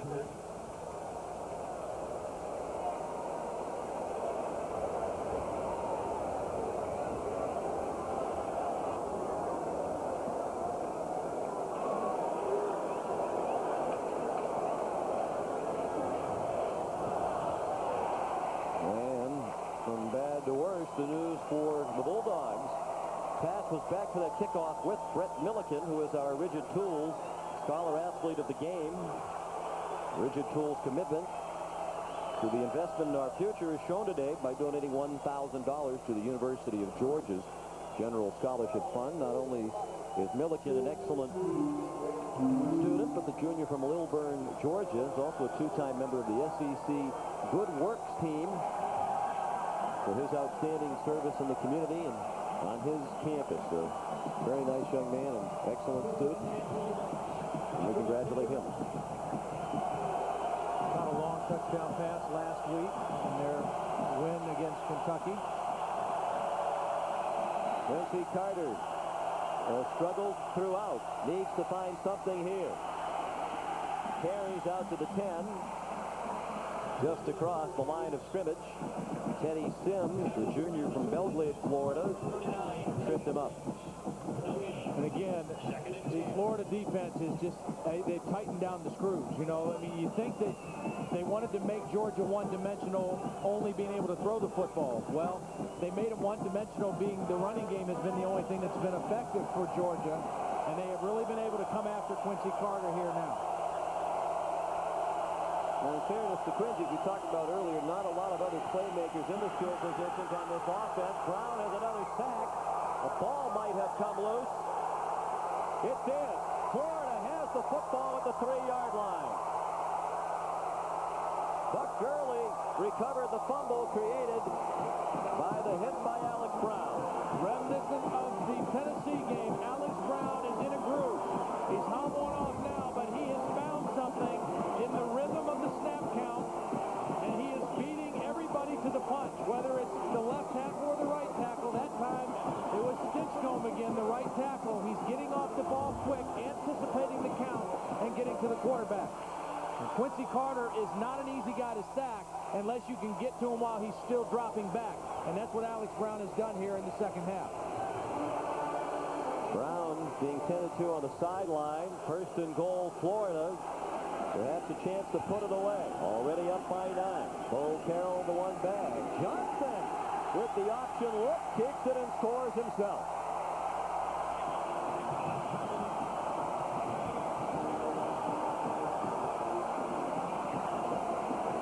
Well, we've seen Doug Johnson run the same kind of play twice. He got 4th and 1 on it. Now he gets a touchdown. Everybody talked about Georgia's option. This isn't really an option, but it's kind of an outside quarterback sneak. And Steve Spurrier knew he had it. Go away from the middle linebacker.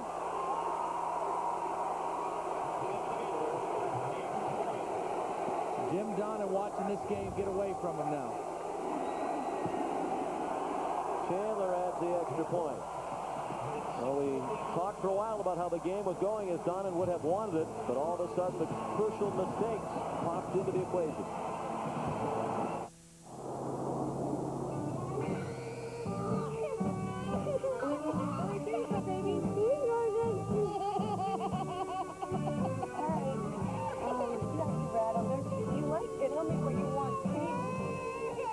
Somewhere between where you are How's babysitting, guys? We had a great time. and where you're going. The new Volvo S40. Maybe we should start with a dog. Every bit of Volvo for about $23,000.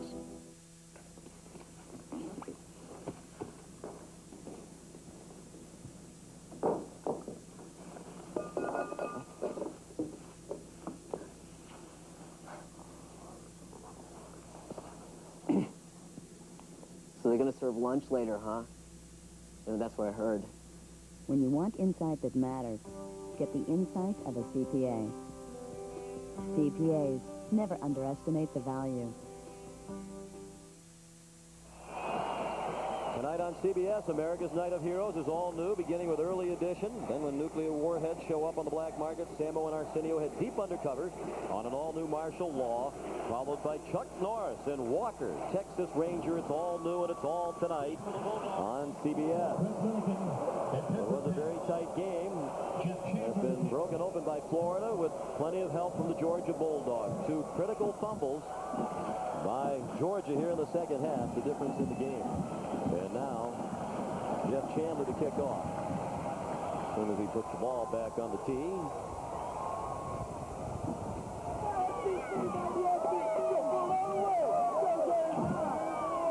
And the ball is blown off again.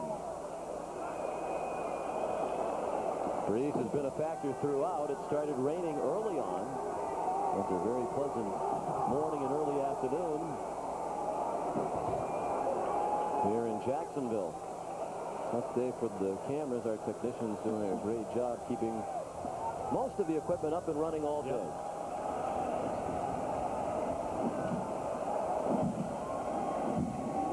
Darrell Dixon in to hold the ball now for Chandler.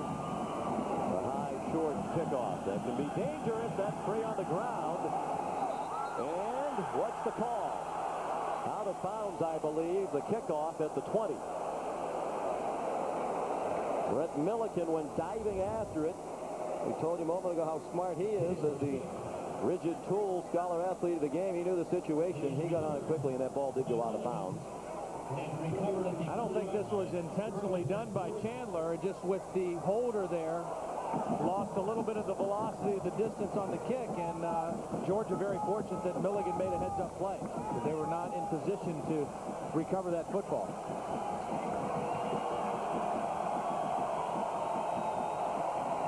Hasn't been any better. In fact, it's been a little bit worse for Quincy Carter here in the second half. The option. Effective early, not yielding as much of late. That's out to the 26th. And we check in with Tim Brando.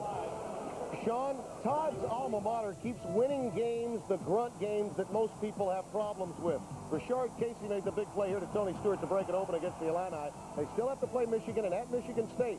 But wouldn't you agree, Todd, this is the year of dominant programs not playing dominant football? Yeah, I think that's right, Tim. You know, Florida State certainly didn't look dominant in their last time out against Clemson. It seems like teams kind of play down a little bit to the level of their competition, and when they have to rise up and play well, they do that. But there has not been clearly a dominant team in college football this year. Steve Kelsey has scored it off. He's had a good ball game with 8 tackles. In his first year as a starter as a senior, he was a backup to that great core they had in recent years with Peterson and Rutledge and Kirsch. They're all drafted in the first 3 rounds of the NFL draft. Patrick Cass has the first down. Out to the 32-yard line. Well, it was 16-14 Florida early here in the 4th quarter. Georgia winning the battle of field position deep into Florida territory, certainly in go-ahead field goal range when Jasper Sanks committed the first turnover of the ball game for the Bulldogs. And the game turned on that play. The second fumble also led directly to a score. No turnovers by either team in the first half, and clearly turnovers the story here in the second half. And the pass is caught by Thad Parker.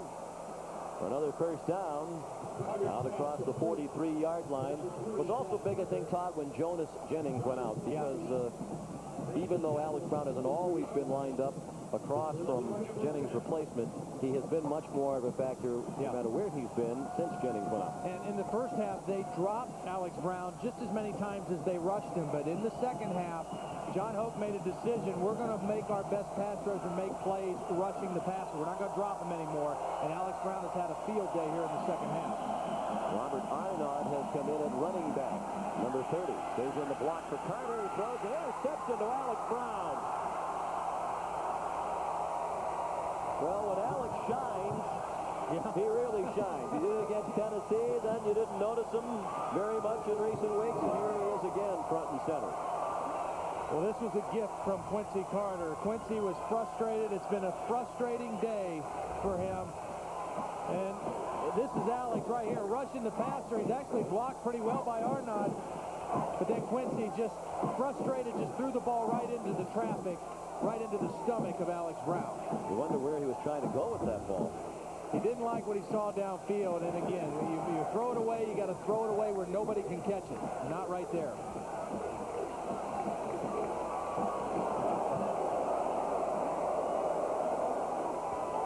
Chuck Marks in now at tailback. The freshman, Georgia native from Albany, Georgia, carries down to the 31. And the clock will go under 5 minutes remaining. Georgia's 2 timeouts left. CBS Sportsline stat of the game, the quarterback comparison, and obviously Johnson's has a much better day. Yeah, much better. Quincy Carter couldn't do much at all, and Doug Johnson only threw the ball 8 times in the second half. Florida really grounded out running the football in the second half. Carter came into today's game completing 58% of his passes. Here's Marks again. Redshirt freshman. He had knee surgery last year. He played in the Georgia-Florida High School All-Star Game, which is a big event in this part of the country. Some of the top prospects in the country play in that game. He had a feeling about that maybe I shouldn't play. There's really nothing to gain. His mother told him, yeah, go ahead and play. And one of the rare times, perhaps, that the parental advice was not best. Yeah. Yeah, you know, those things, you hate to see that happen. I mean, it does from time to time. I'm involved in a big all-star game up in Ohio, between Ohio and Pennsylvania, and that's why sometimes you see coaches, they don't want kids playing in those all-star games, but you want to try to get the most marquee players you can, but every now and then something like that happens. So here comes Marks again. He stays in bounds and goes down at the 23-yard line in the arms of Orontis Grant. For complete college football coverage, go to cbs.sportsline.com. And for the information you need on the NFL, tune in tomorrow for the NFL Today with Jim Nance, Craig James, Randy Cross, Jerry Glanville, plus Marcus Allen visits Junior Seau. Jerry's going to provide us his 13 scariest things about the NFL. It's appropriate given the day. It's all coming up at noon Eastern tomorrow on the NFL Today. And then with the scores and highlights, join the gentleman for the NASDAQ halftime report. I'd say Jerry racing on a racetrack, one of his race cars probably be on that list somewhere. Scariest in the NFL. In the NFL, yeah. Period.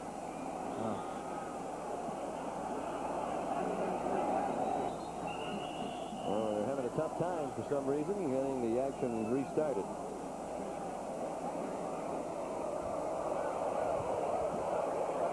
You know, there was so much made this week about the quarterback situation at Florida, and Doug Johnson, would he get pulled today by Steve Spurrier in favor of Jesse Palmer? I think Steve has to be pretty pleased with the way Doug has played today. I mean, he made some good throws. The one interception he underthrew was a bad throw. The other one really more the result of Travis Taylor not being able to make the catch. He's run the offense. He's made good decisions. And again, when you play quarterback at Florida, you got to be ready to get coached every single day, every snap. Wonder why the clock wasn't running here in the previous play. The official on the near sideline indicated that Marks was inbounds and the clock should run. But then they stopped it. Marks again. Well, Georgia's program has definitely made dramatic strides under Jim Donnan. The last 2 seasons, 10-2 and 9-3. And, you know, they've proven really they consistently now beat everybody else in the SEC except Florida and Tennessee, and that'll be the next step to jump up into that group and be mentioned in the same sentence. You know, and it's interesting. People keep asking, when are you going to beat them? When are you going to be, you know, compete among the elite? And he said, you know, in order to do that, you've got to be a top 5 team. And that's true. The last couple years, if you want to beat Florida and Tennessee, you better be a top 5 caliber team. And Georgia's not quite there yet. They're getting better. They've got a lot of young talents, but they're not a top 5 team. And Florida and Tennessee are. Mark stopped at the 25-yard line. That'll bring up 4th down. Florida, you know, this was their tough game. I mean, left on their schedule in the SEC now, Vanderbilt and South Carolina before their big game against Florida State. But in terms of getting back to Atlanta and playing for the SEC championship, which Steve Spurrier loves to do and has not been there for 2 years, the road looks a lot better right now. They took the play clock all the way down, and then Florida called a timeout with 1:54 left.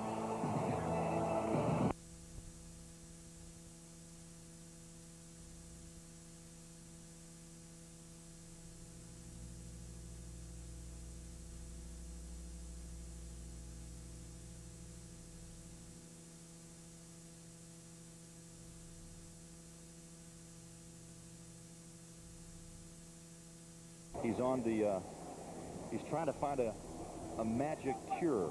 We hope he'll bring him back. Dixon a little shaken up, checking that left shoulder.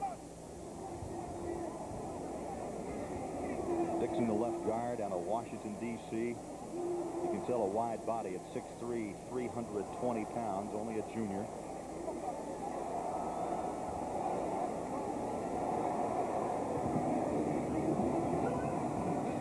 Looked like he was motioning to the crowd, and a pretty good crew of West Virginia fans. 20 years in Morgantown. Dixon being led off. His backup is Mike Enoch, who can play both left guard and center.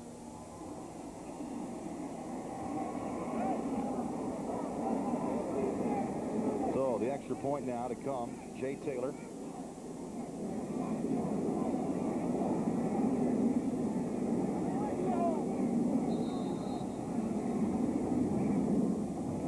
With a couple of 33-yard field goals now with the extra point try. And good. And so West Virginia now leads Miami 20-7. We'll be back.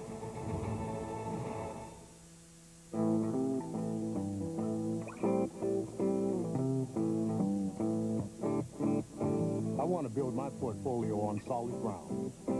Solid business fundamentals can lead to increased earnings for companies, and growing dividends can be the proof. The Fidelity Dividend Growth Fund sees a company's current or potential dividend growth as a sign of financial strength. See what Fidelity Money Management Excellence can do for you. Get the fact kit today. Call 1-800-FIDELITY or visit fidelity.com. And now, the Fidelity Mentors of the Game. My mentor would probably be my dad.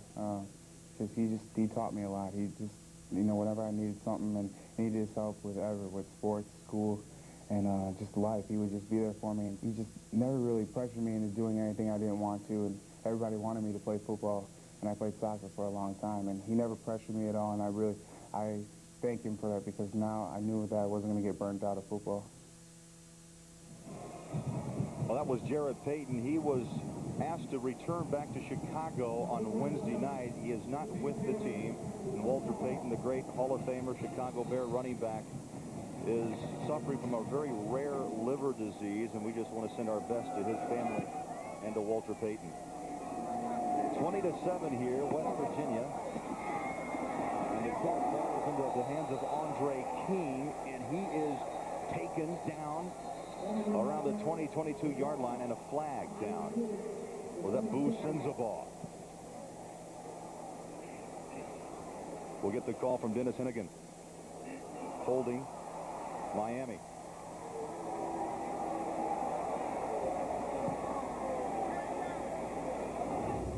You look right from the end zone, and the hit is high and low. It's Boo Sensabaugh, got him up around the collar, but holding the call, and that will march Miami back to inside their 20-yard line to the 18.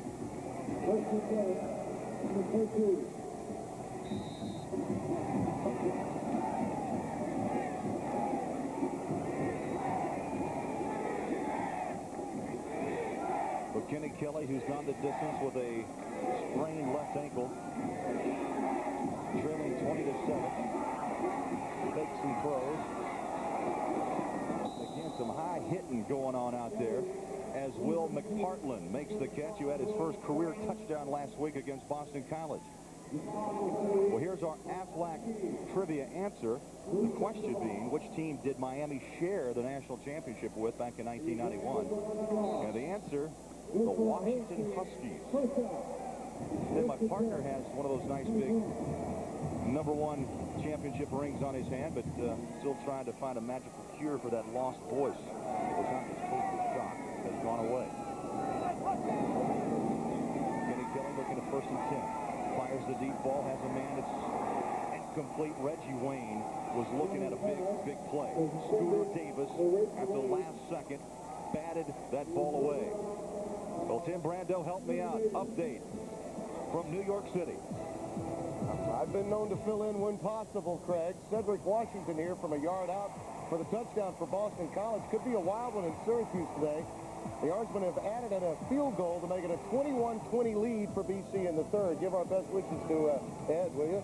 I will. Tim, catch a flight, come on down. Boston College knows all about tight games. They saw one late last week in the 4th quarter. James Jacobs stumbles up to the 29, come up the 30-yard line, and hit by James Davis, the strong safety. So Miami keeping the drive alive with 3rd down and call it 5. Clock running, coming up on the 7-minute mark. Miami 1-0 in the Big East, 3-3 overall. They got off to that great start in that win in the Kickoff Classic over Ohio State. Beat Florida A&M and then suffered 3 consecutive losses. And then, how strange, they had another game postponed by Hurricane Irene. Games have been tough for Miami to play. And Kenny Kelly dances out of trouble. Still on his feet, makes a cut at the 28. Kelly at the 40. Kelly at the 45.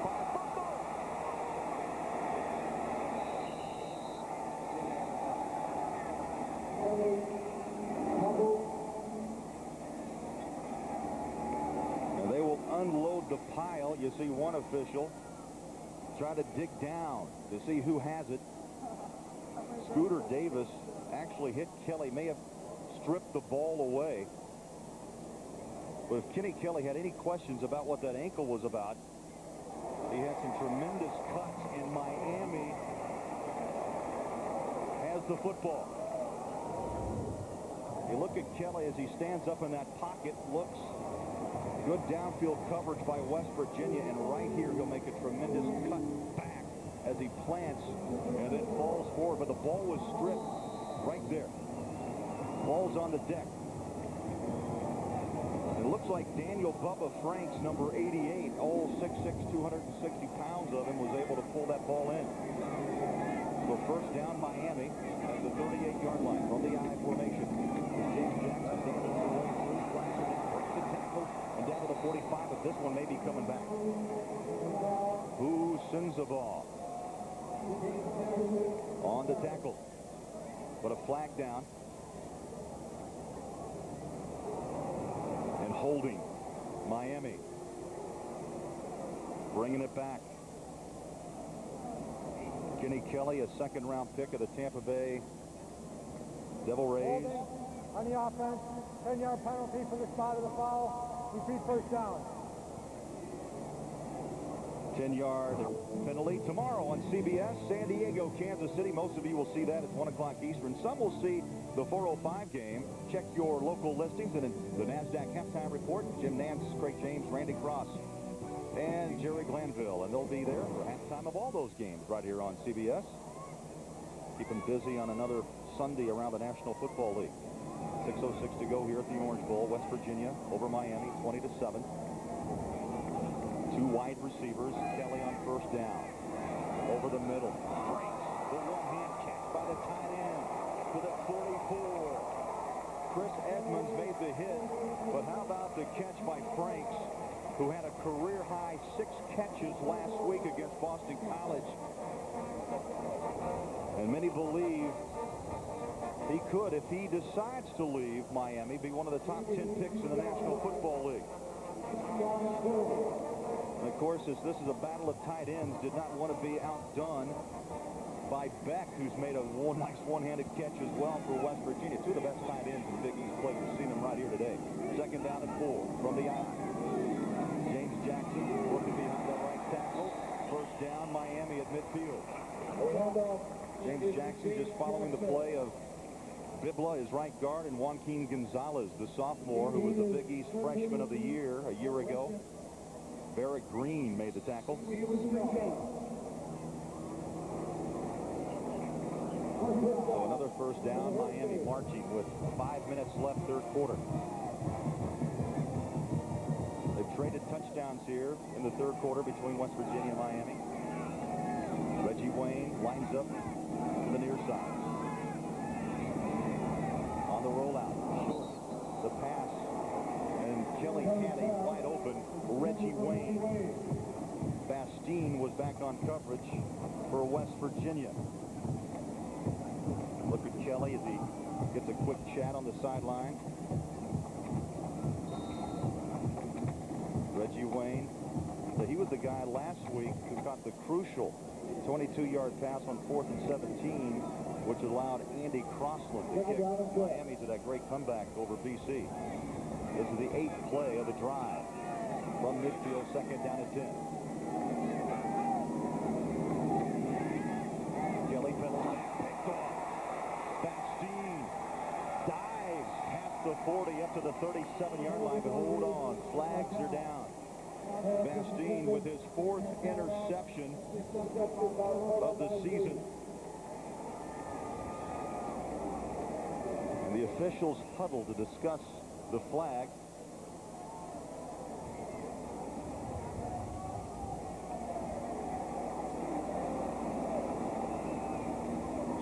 Here's Dennis Hennigan. After the interception, illegal block below the waist. On the return, 15-yard penalty from the spot of the foul. First down. So Bastine will pick up his 4th interception. You can't block below the waist on it. That 22-yard return, Bastine just read it all the way. Poorly thrown ball by Kenny Kelly.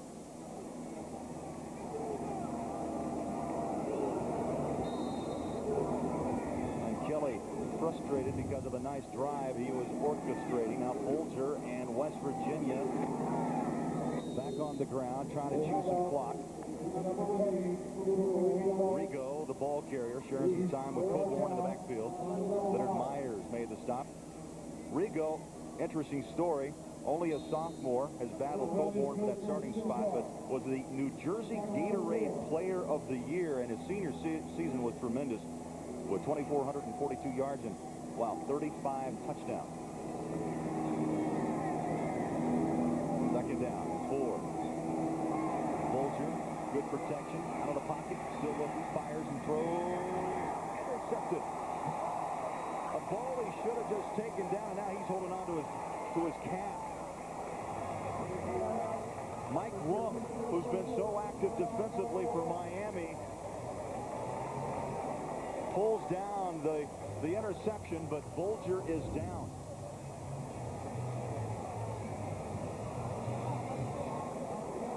Good protection as he rolls out, sets up a little awkward, and he's pushed from behind.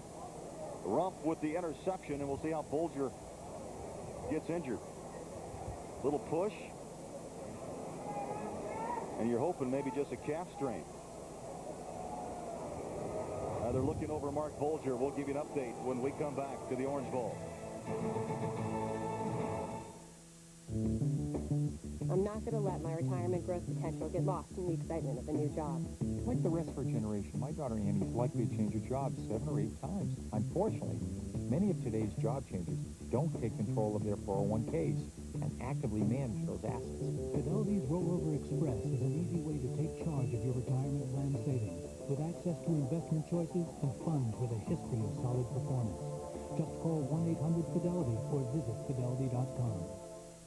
Mother Boyle and son Tim demonstrate their Columbia Parker's radial sleeves and zip-out liner.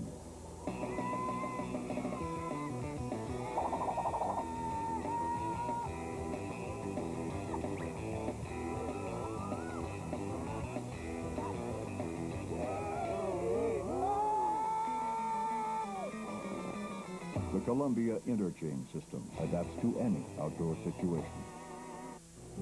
Some people get nervous when that door goes up. Not me. But then I deliver to all the shops. Nervous people like crunchy food. Don't sell much nervous food here.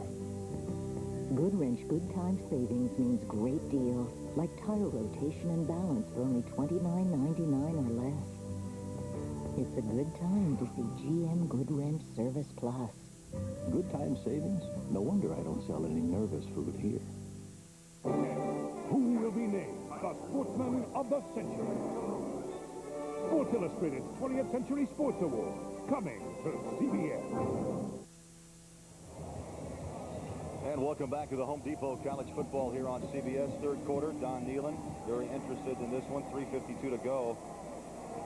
Craig Bolerjack and Ed Cunningham. And if you haven't heard Ed speak for a while, he mysteriously lost the voice just as we started this third quarter. I'm going to try solo for a while. Kenny Kelly throws. And the freight train lowers those pads to the 38. And Scooter Davis will bring it on. Hit him low, and the big fella drops. They call him Bubba. And anytime you're 6'6", 260, you can, well, you ought to be called Bubba. Had a 10-yard touchdown last week in that comeback over Boston College. 14-yard pickup. First down. Miami. James Jackson weaves his way up to the 36-yard line. So stick around. Coming up right after this game, it's 10th-ranked Georgia and number 5 Florida. They call it the biggest cocktail party in America. Doug Johnson and Quincy Carter will go at it. Stay tuned. And, of course, Florida last year, they really clobbered Georgia. A little payback maybe today, and you'll see it coming up next right here on CBS. Second down 8. Under 3 minutes left, third quarter. From the eye, 2 wide receivers set to the near side. Kenny Kelly sets up, fires. It's Franks. Daniel Franks. Inside the 15 to the 13-yard line. And right now it's Kelly and his tight end teaming up and doing damage. David Carter made the stop. 23-yard pickup as Daniel Bubba Franks and Kenny Kelly getting it done. He wants to be an engineer.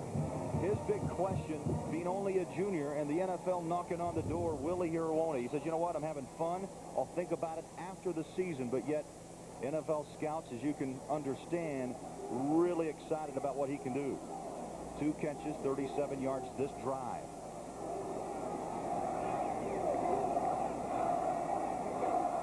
Please reset the game clock to 2 minutes, 35 seconds.